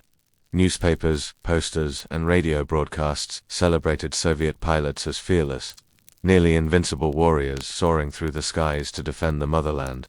These narratives emphasized daring maneuvers, decisive victories, and heroic resilience, creating an image of aerial combat that was often sanitized, dramatic, and simplified. For the pilots themselves, this portrayal could be both affirming and disorienting. While public admiration acknowledged their sacrifices, it rarely conveyed the physical exhaustion, fear, psychological strain that defined daily life in the cockpit. The contrast between reality and public perception was stark. Behind the heroics presented to the masses were long hours of preparation, frozen fingers gripping controls, constant exposure to death, and the cumulative mental toll of loss, injury, and fear. A mission that might be celebrated as a decisive strike could have been the product of narrow escapes, mechanical failures, and sheer luck. Pilots understood this discrepancy, often privately acknowledging that survival required not just skill, but timing, chance, and perseverance beyond what propaganda conveyed. Recognition within the squadron and among comrades often carried more personal weight than official awards. Pilots respected each other's achievements, shared stories of narrow escapes, and quietly honored skill demonstrated in dangerous situations. These peer acknowledgments created a grounded sense of pride, a validation rooted in lived experience rather than public image. Comradeship became a crucial measure of accomplishment, emphasizing the shared endurance of hardship over the simplified narrative of heroism broadcast to civilians. Propaganda, while inspiring, also imposed expectations. Pilots were aware that their deeds were subject to scrutiny, that failures could be overlooked or criticized, and that their image contributed to national morale. This pressure sometimes added to psychological strain, forcing pilots to reconcile their own experiences of fear, doubt, and exhaustion with the expectations of courage, decisiveness, and near-superhuman composure.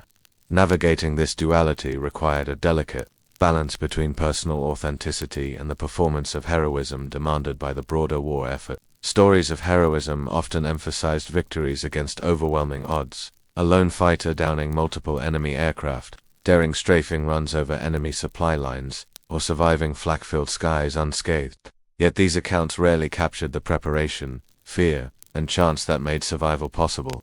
Pilots knew that for every celebrated victory, countless unremarkable flights involved equal courage, endurance, and risk, missions where survival itself was the true measure of skill, even if it went unrecognized publicly.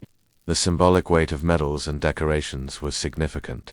Receiving a Hero of the Soviet Union medal, for example, was a moment of pride, a formal acknowledgement of bravery under fire.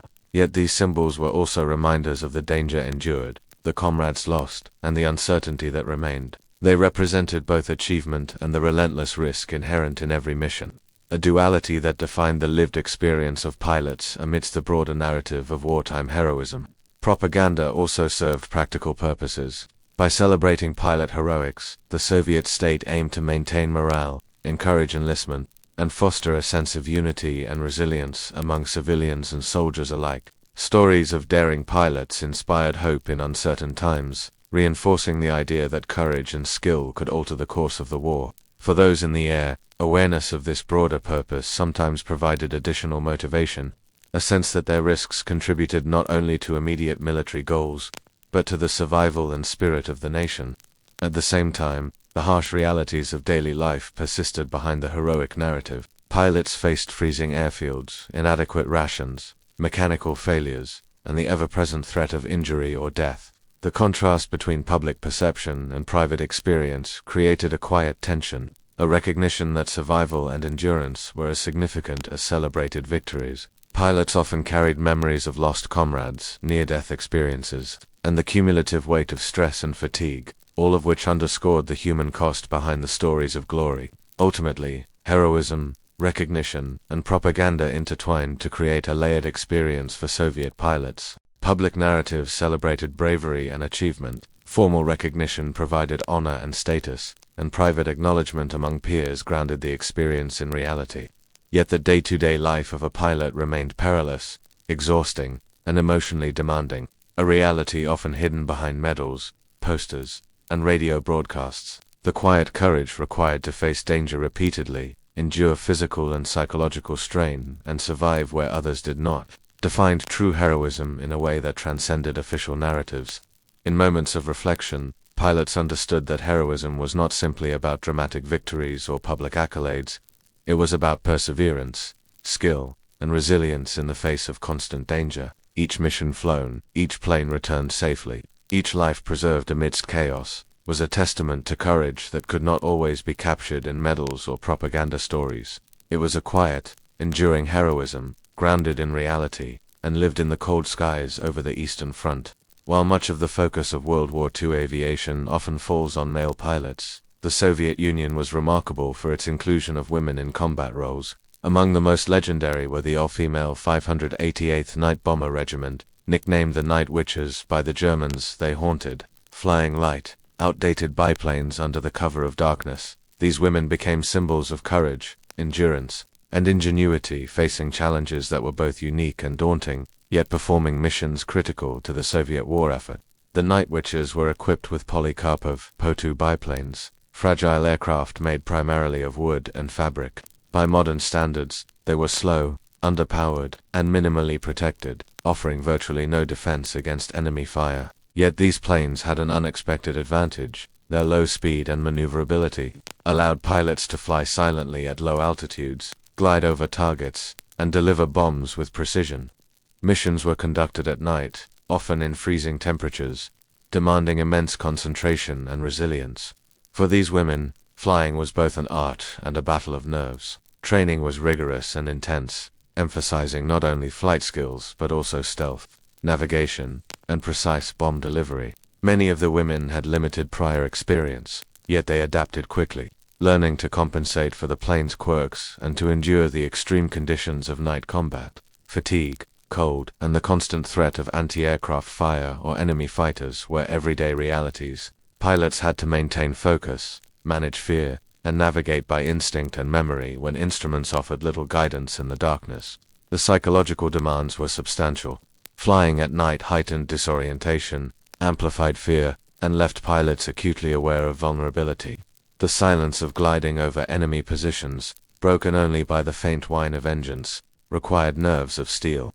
Any error could result in being shot down, captured, or killed. Yet these women persevered, motivated by patriotism, camaraderie, and the knowledge that their missions disrupted German supply lines and defensive positions, directly aiding the broader war effort. Life on the airfield was austere and physically demanding. Pilots endured freezing temperatures while performing pre-flight checks, loading bombs, and maintaining their delicate planes. Sleep was scarce, rations minimal, and medical care limited. The women supported each other through these hardships, sharing resources, offering encouragement, and building bonds that reinforced morale and resilience. Camaraderie became a lifeline, sustaining both mental and emotional endurance in the face of relentless adversity. Missions required precision and creativity. The Night Witches developed tactics such as cutting engines to silently glide over targets, dropping bombs at low altitudes to maximize accuracy, and executing multiple sorties per night, sometimes totaling a dozen missions in a single evening. Despite their light planes and minimal protection, they achieved remarkable success, striking fear into German troops who dreaded the sound of their engines in the night. The nickname Night Witches reflected both terror and grudging respect from the enemy, a testament to skill, courage, and innovation under pressure. Gender added another layer of challenge. Female pilots faced skepticism and prejudice from both comrades and commanders, requiring them to prove their competence repeatedly. Yet their performance silenced critics and earned respect, demonstrating that courage and skill were not bound by gender. The Night Witches became living proof that determination, training, and ingenuity could overcome societal biases as well as battlefield dangers. Injuries and crashes were part of the routine. The fragile Po-2 biplanes offered little protection in emergencies, and pilots faced harsh consequences from even minor errors. Forced landings in snow, mud, or enemy territory were frequent, demanding quick thinking, endurance, and resourcefulness. Many women survived seemingly impossible situations, relying on instinct, training, and the support of fellow pilots. Each successful mission reinforced confidence and resilience, creating a cycle of skill, experience, and mental fortitude. The emotional impact of night missions was profound. Flying in darkness required intense focus while confronting fear, isolation, and uncertainty. Pilots witnessed the destruction of enemy positions, occasionally saw casualties, and carried the knowledge that every sortie was fraught with mortal danger. Yet alongside fear existed a sense of empowerment and purpose, a quiet pride in contributing to the war effort and in mastering the skies under extreme conditions. The legacy of the Night Witches extended beyond individual heroism. Their stories became symbols of female courage, endurance, and ingenuity, celebrated in wartime propaganda, literature, and later historical accounts. Yet the realities of their service, freezing nights, fragile aircraft, constant danger, and intense psychological pressure, remained far more grueling than any public portrayal suggested. Recognition, both during and after the war, often struggled to capture the full scope of sacrifice, skill, and resilience these women embodied. Camaraderie remained essential. The shared experience of flying, surviving, and enduring hardships forged bonds stronger than words. Pilots relied on each other for both operational support and emotional sustenance, offering reassurance during tense moments and companionship in quiet periods between sorties. These relationships sustained morale, reinforced courage, and became a vital aspect of survival, both psychologically and practically. Despite the peril and hardship, the Night Witches embraced their role with remarkable dedication. They flew hundreds of missions, often under the most dangerous conditions, embodying skill, courage, and determination. Their impact on the Eastern Front was significant, disrupting enemy operations, inspiring troops, and challenging both military and societal expectations. The legacy of these women endures as a testament to resilience, ingenuity, and the quiet heroism that defines those who face extreme danger with resolve. Even after the war, the stories of the Night Witches carried lessons for generations. Beyond the medal ceremonies, propaganda, and historical accounts, their true achievement lay in enduring unimaginable conditions, confronting fear with composure, and mastering skill under relentless pressure. They flew at night not only to deliver bombs, but to assert presence, control, and courage in a world where danger was constant, unpredictable, and often lethal. The Night Witches remind us that heroism comes in many forms, and that courage is often quiet, sustained, and tested repeatedly over time. Flying through dark skies, navigating fear, and persevering under extreme conditions, these women embodied the extraordinary resilience of the human spirit, and their story adds a vital chapter to the history of Soviet aviation in World War II. Even the most skilled Soviet pilots faced an unyielding adversary in the form of their own aircraft. World War II planes, particularly those produced under the immense pressure of wartime production, were fragile, prone to mechanical failure, and often ill-suited to the extreme conditions of the Eastern Front. For pilots, survival depended not only on their abilities in the cockpit, but also on their capacity to anticipate, respond to, and improvise around the inherent limitations of their machines. Mechanical failures were a constant threat, Engines could sputter or seize, control surfaces could jam, and fuel lines could rupture mid-flight. The Polikarpov fighters, Yakovlevs and MiGs that formed the backbone of Soviet aviation were robust in design. Yet wartime pressures often led to rushed manufacturing, insufficient maintenance, and the use of outdated parts. Pilots learned quickly that technical skill in flying had to be paired with an understanding of the aircraft's quirks, vulnerabilities, and warning signs of impending failure. Pre-flight inspections became a ritual of survival. Pilots would meticulously check engines, fuel lines, control surfaces, and instrumentation before every sortie, knowing that even minor oversights could become fatal once airborne. Mechanics and ground crews played an indispensable role, performing repairs under harsh conditions, often improvising solutions when proper parts or tools were unavailable. Pilots and engineers shared a tacit understanding. The plane was both a lifeline and a potential hazard, demanding vigilance, care, and creativity. During missions, pilots faced the constant possibility of in-flight malfunctions. A sudden engine stall at high altitude, a jammed rudder during evasive maneuvers, or a failing instrument could turn an already dangerous mission into a life-or-death situation. Pilots relied on experience, intuition, and rapid problem-solving to manage these emergencies. Improvisation became second nature. Cutting circuits, adjusting throttle manually, or using body weight to manipulate controls were all techniques learned through necessity and repeated encounters with mechanical unpredictability.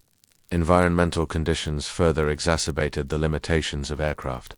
The bitter winters of the Eastern Front affected engines, lubricants, and instruments, making starting, controlling, and maintaining planes exceptionally difficult. Ice could form on wings, reducing lift, metal components could contract and seize, and fuel could thicken or freeze. Pilots endured freezing temperatures in unheated cockpits, often with exposed hands and faces, while simultaneously monitoring fragile machinery that could fail at any moment. Every flight was a test of both human endurance and mechanical reliability. Combat intensified these challenges. Even minor technical problems could be fatal when dodging enemy fighters or evading flak.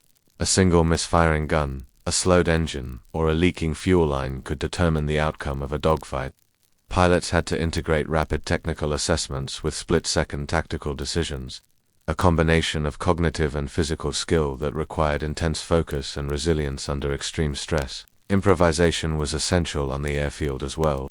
Mechanics often worked with limited resources, creating makeshift parts, patching engines, or cannibalizing damaged aircraft to keep others operational.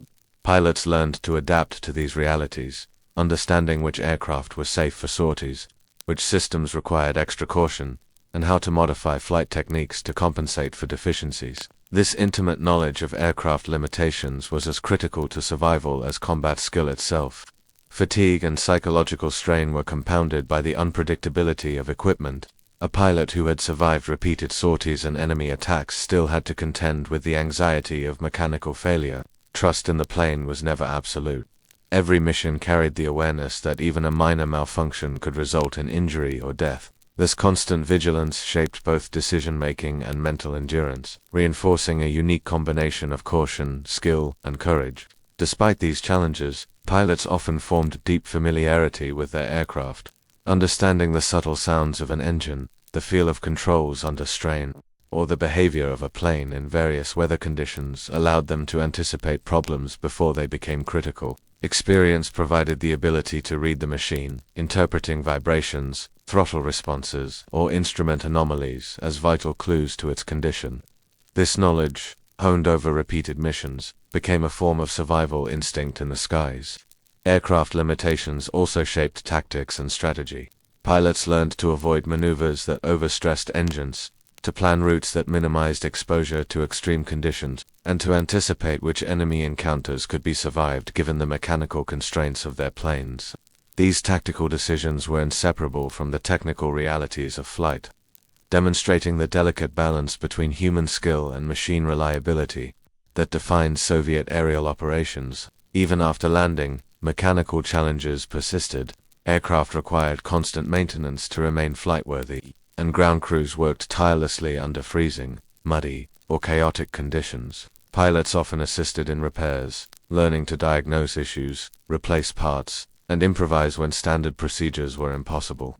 The plane became both a companion and a source of stress, its condition directly affecting the probability of survival on future missions. Ultimately, aircraft limitations and mechanical failures were not merely inconveniences, they were constant, existential threats. The success of a mission and the survival of a pilot depended on a combination of technical knowledge, quick thinking, improvisation, and endurance. Pilots who could anticipate problems, manage stress, and adapt to the imperfections of their machines were more likely to survive, illustrating that aerial combat was as much a battle against mechanical vulnerability as against the enemy in the skies. In quiet moments at the airfield, pilots would reflect on these experiences. Each mechanical failure survived, each improvised solution, each narrowly averted disaster contributed to a growing understanding of risk, skill, and resilience. These lessons were learned not only through instruction but through repeated exposure to danger, a constant negotiation between human ability and the inherent fallibility of machines. The intertwining of human skill and aircraft limitations defined the daily reality of Soviet pilots. Their bravery, ingenuity, and endurance were inseparable from the technical challenges they faced, creating a profound narrative of perseverance in the harshest conditions imaginable.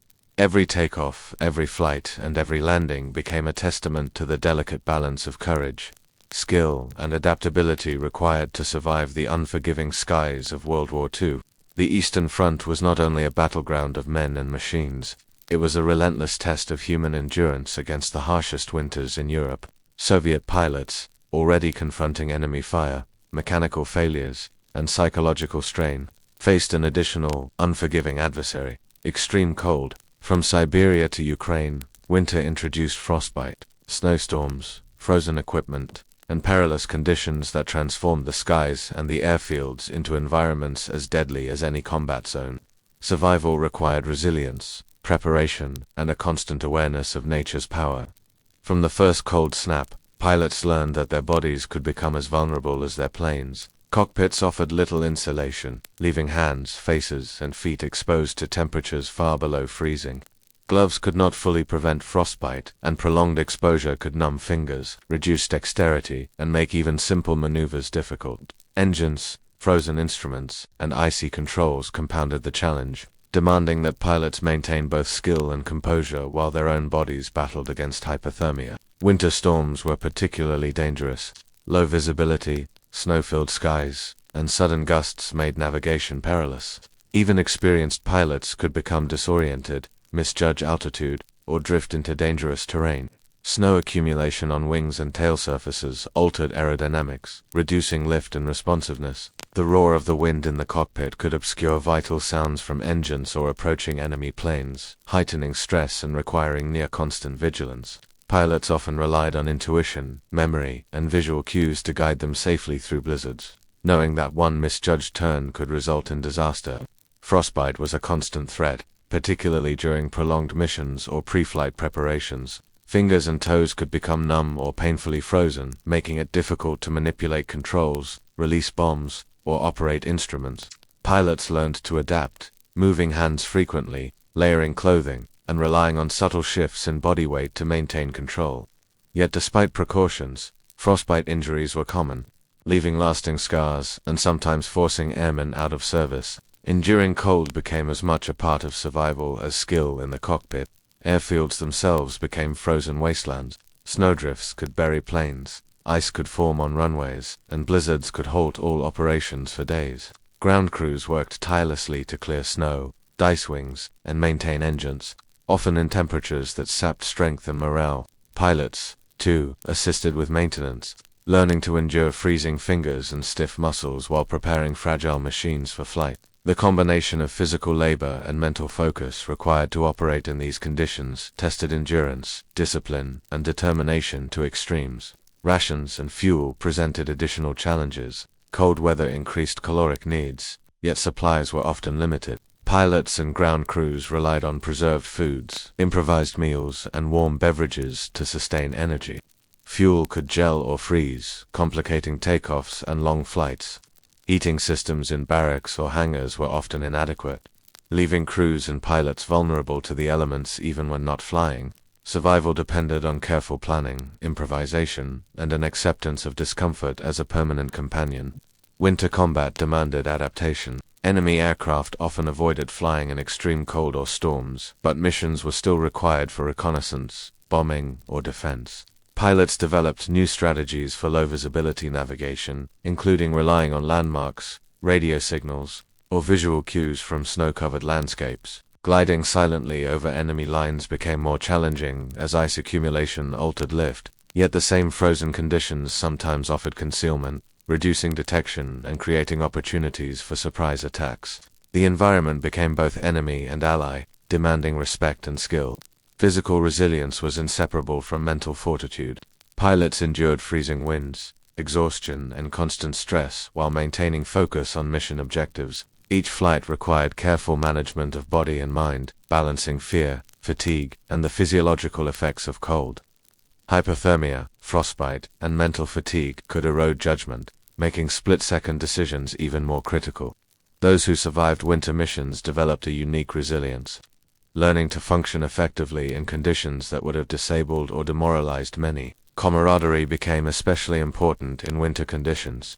Pilots shared warmth, encouraged each other, and offered support during long, grueling days and nights. Shared hardships strengthened bonds, created mutual reliance, and helped sustain morale in an environment that was as punishing as enemy fire.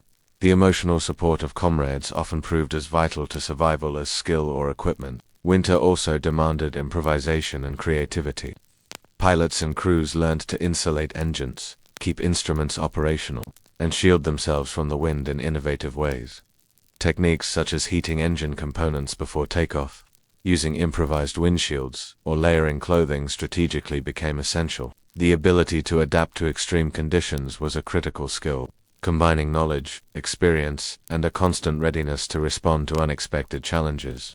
Despite the brutality, winter offered moments of quiet awe. The snow-covered landscapes, the stillness of frozen fields, and the pale glow of a winter sunrise provided fleeting relief from the constant tension of combat. Pilots often reflected on the stark beauty of the terrain, the patterns of frost on wings, and the subtle sounds of a frozen airfield. These moments, brief and fragile, offered psychological respite and reinforced the connection between human endurance and the natural world in its harshest form.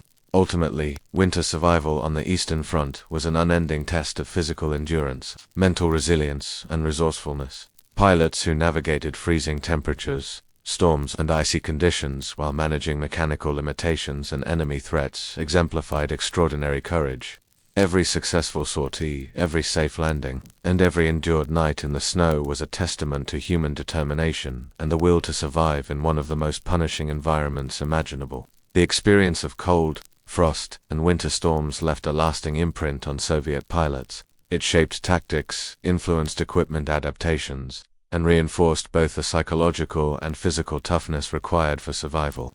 Winter was an ever-present adversary, silent yet lethal, demanding constant vigilance, ingenuity, and courage. In the frozen expanses of Siberia and Ukraine, survival depended as much on respecting the environment as on skill, speed, and bravery in the skies above. Beyond the daily sorties and routine patrols, Soviet pilots were called upon to undertake missions of extraordinary risk.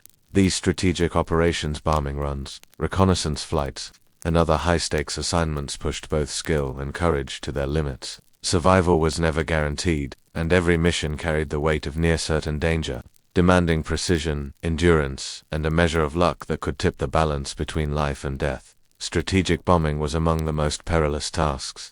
Pilots flew over heavily defended enemy territory, where anti-aircraft fire, patrolling fighters, and unpredictable weather combined into an environment designed to destroy them. Each sortie required meticulous planning, determining flight paths, timing approaches, coordinating with fellow planes, and ensuring the bombs were delivered accurately. Any miscalculation, too high, too low, too slow, could mean being shot down, crashing into terrain, or failing the mission entirely. Reconnaissance missions presented their own unique dangers. Pilots had to fly deep into enemy lines, often at low altitudes, to observe troop movements, artillery placements, or infrastructure targets. These flights demanded absolute stealth, keen observation, and the ability to react instantly to emerging threats. One wrong turn, one misjudged altitude, or one mechanical malfunction could reveal the plane to enemy gunners or fighters, turning the reconnaissance flight into a desperate struggle for survival. The psychological strain of high-risk operations was immense.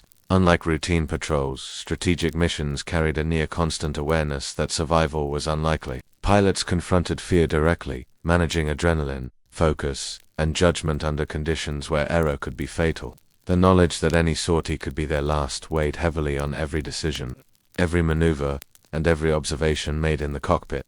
Preparation for these missions was exhaustive.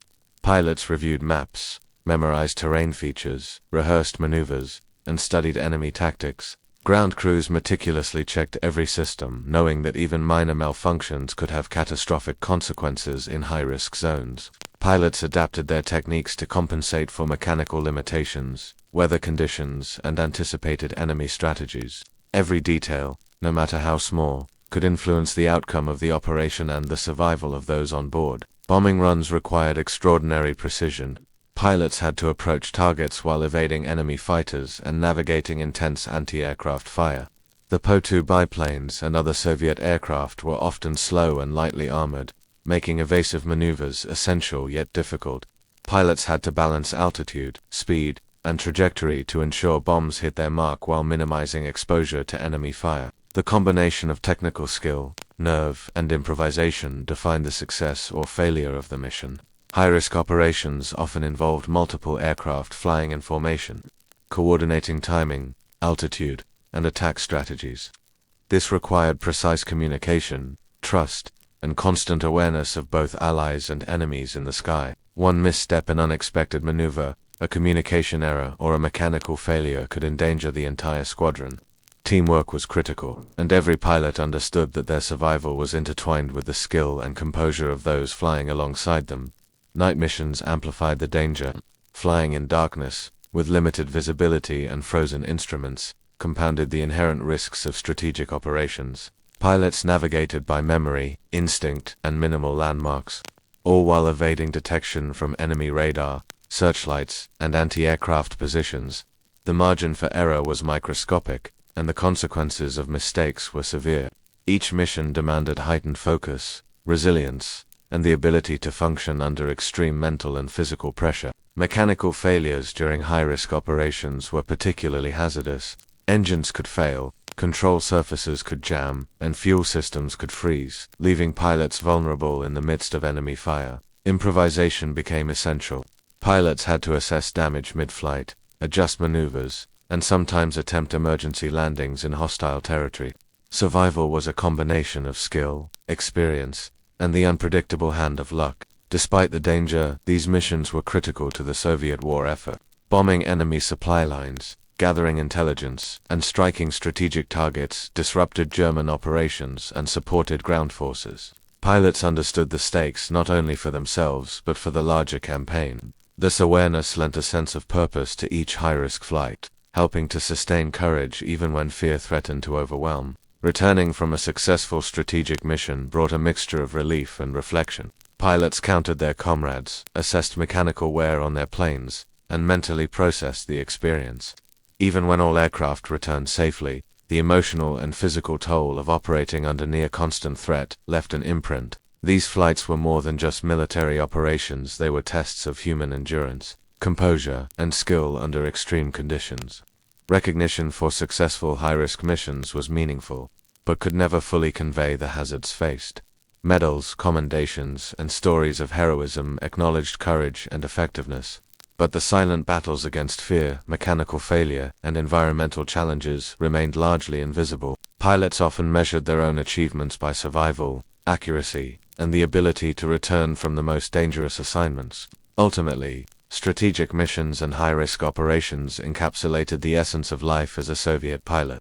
Every sortie demanded mastery of skill, mental resilience, technical knowledge, and courage under unimaginable pressure. Survival was never guaranteed, and success required constant adaptation, precision, and awareness. These flights demonstrated the extraordinary dedication and fortitude of those who flew, showing that heroism in war was often defined as much by endurance and perseverance as by dramatic acts of combat. In the quiet moments after a mission, pilots would reflect on what had transpired, the maneuvers executed, the dangers avoided, and the fragile balance between life and death. Each successful flight reinforced experience, confidence, and resolve. while also reminding them that every future mission carried similar or greater risk. High-risk operations became both a crucible and a measure of the human spirit, shaping the men and women who dared to navigate the skies of the Eastern Front. As World War II approached its final months, the skies over the Eastern Front became arenas of relentless intensity. Soviet pilots, hardened by years of combat, faced campaigns that demanded every ounce of skill, courage, and endurance they possessed.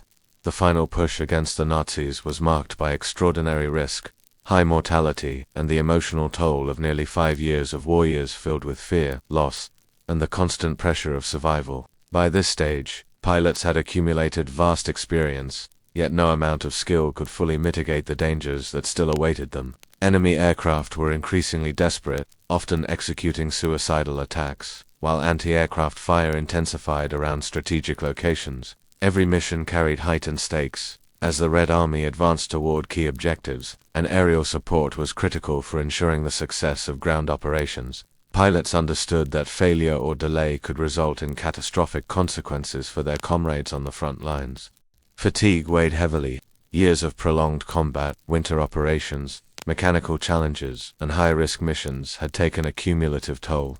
Pilots flew with bodies and minds taxed by exhaustion, yet the urgency of the final campaigns left little room for rest. Extended missions, sometimes in harsh weather or over hostile territory, pushed both physical and psychological limits. Each sortie became a test of endurance, requiring focus, rapid decision-making, and resilience in the face of danger that never abated. The air was filled with the sound of dogfights, engines, and anti-aircraft fire.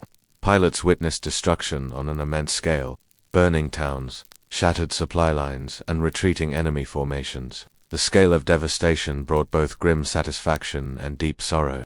Survival meant witnessing the human cost of war, enduring the emotional strain of seeing comrades fall, and balancing the necessity of completing missions with the recognition of widespread suffering below. Mortality rates remained alarmingly high.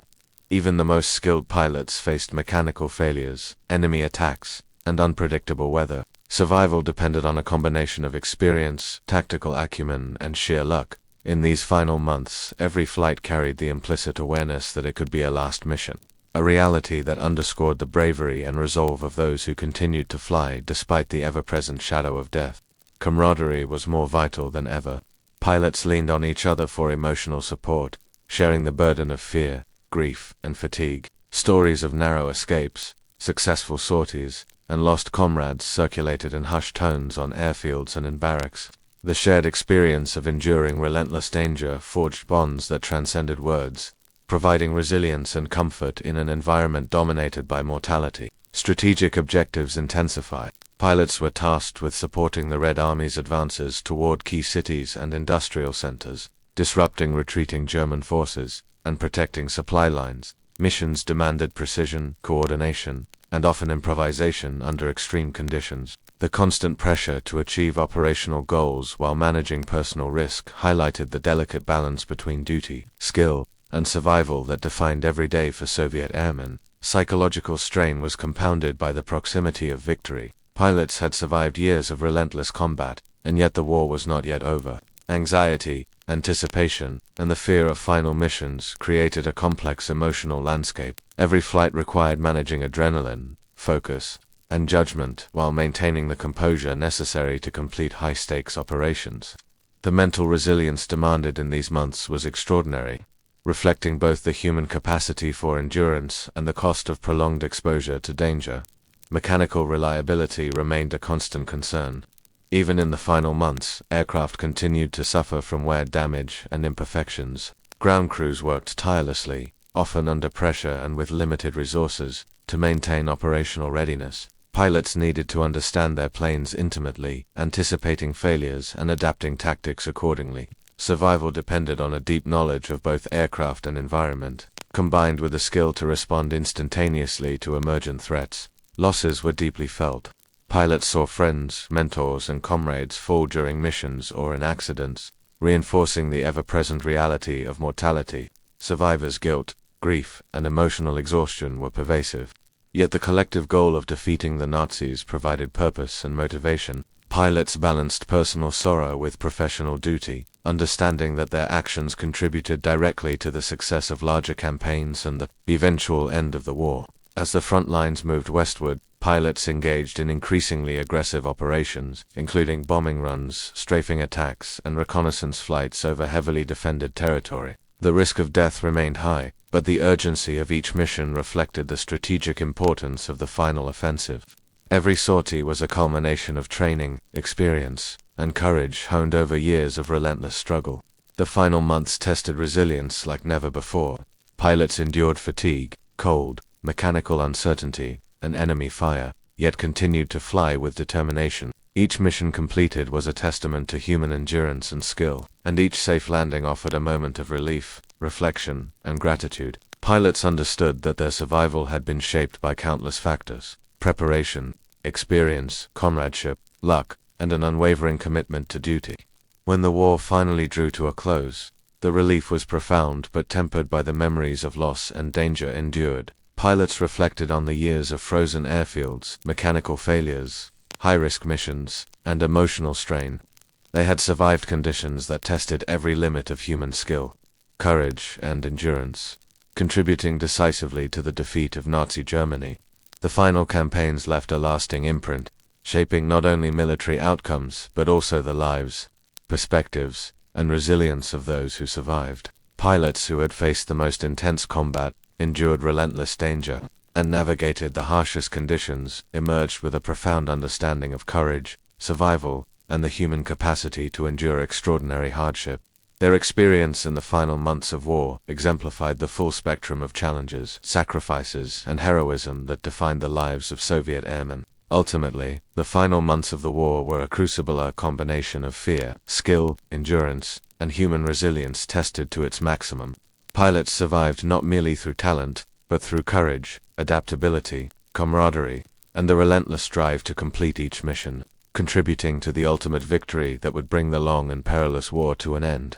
As we draw this journey through the skies of the Eastern Front to a close, it is worth taking a quiet moment to reflect on the extraordinary courage, endurance, and sacrifice of Soviet pilots during World War II. The role they played, often overlooked in broader narratives, was among the most dangerous imaginable. From the frozen airfields of Siberia to the intense dogfights over Ukraine and Poland, these men and women lived under constant threat, facing not only enemy fire but mechanical failures, extreme weather, and the psychological strain of near-constant peril. The story of Soviet pilots is a story of human resilience. They confronted fear, uncertainty, and death with remarkable composure, adapting to fragile aircraft, higher-risk missions, and the harshest environmental conditions. Every sortie required precision, courage, and the ability to respond instantly to rapidly evolving challenges. They endured frostbite, long patrols, high-altitude hazards, and relentless enemy attacks, yet continued to fly, driven by duty, camaraderie, and the hope of defending their homeland. Equally profound was the emotional toll of this dangerous work. Pilots experienced the loss of comrades, the trauma of narrowly escaping death, and the relentless anxiety that each flight could be their last. Survivors' guilt, grief, and exhaustion became a silent companion, alongside the pride of contributing to a larger cause. These men and women developed resilience not only through skill and training, but also through shared experience, relying on each other for support, encouragement, and the comfort that comes from knowing others understand exactly what it means to face danger in the skies. The legacy of Soviet pilots extends far beyond the immediate outcomes of battles and missions. Their courage, discipline, and sacrifice shaped the outcome of key campaigns, disrupted enemy operations, and contributed decisively to the eventual victory over Nazi Germany. Yet the true measure of their legacy also lies in the human qualities they exemplified: determination in the face of adversity, ingenuity under pressure, and the quiet heroism that persists even when recognition is scarce or delayed. In remembering these pilots, it is also important to reflect on the lessons of their experience. Life in extreme danger, whether on the front lines or in the cockpit, reminds us of the fragility of life, the power of human will, and the enduring value of courage, loyalty, and resilience.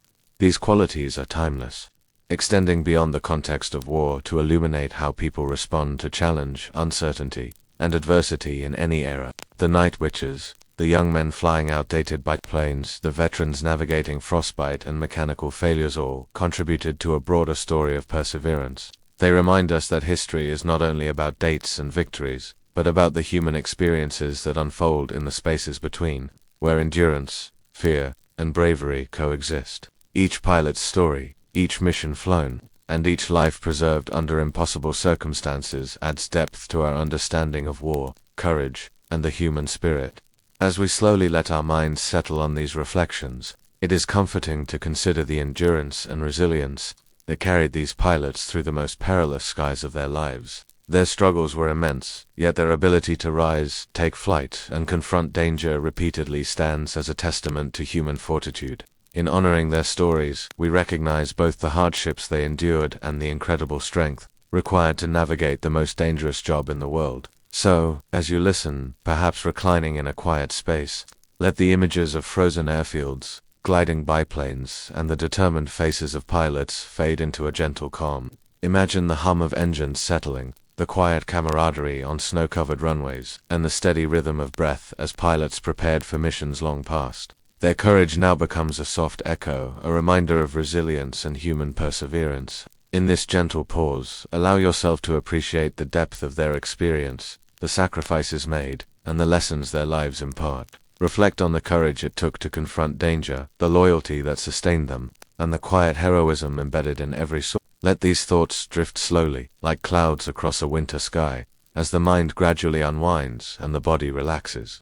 The legacy of these Soviet pilots endures not only in history books and memorials, but in the understanding of what it means to face fear with resolve, to adapt to circumstances beyond control, and to persevere when the odds are overwhelmingly against you. Their story is one of courage, endurance, and human spirit, a story that now rests gently in the calm of memory, inviting reflection and quiet contemplation. And now, as you allow yourself to drift into rest, think of the frozen skies, the hum of engines fading into night, and the enduring courage of those who flew despite the impossible odds. Let their story guide you into a peaceful state, a gentle sleep filled with the calm reflection of bravery, sacrifice, and resilience. Thank you for taking this journey through history with me. If you enjoyed this story, be sure to subscribe to The Boring Historian for more calm explorations of history, and perhaps leave a note of where you are watching and what time it is there. For now, close your eyes, breathe deeply, and let the quiet courage of Soviet pilots ease you into rest.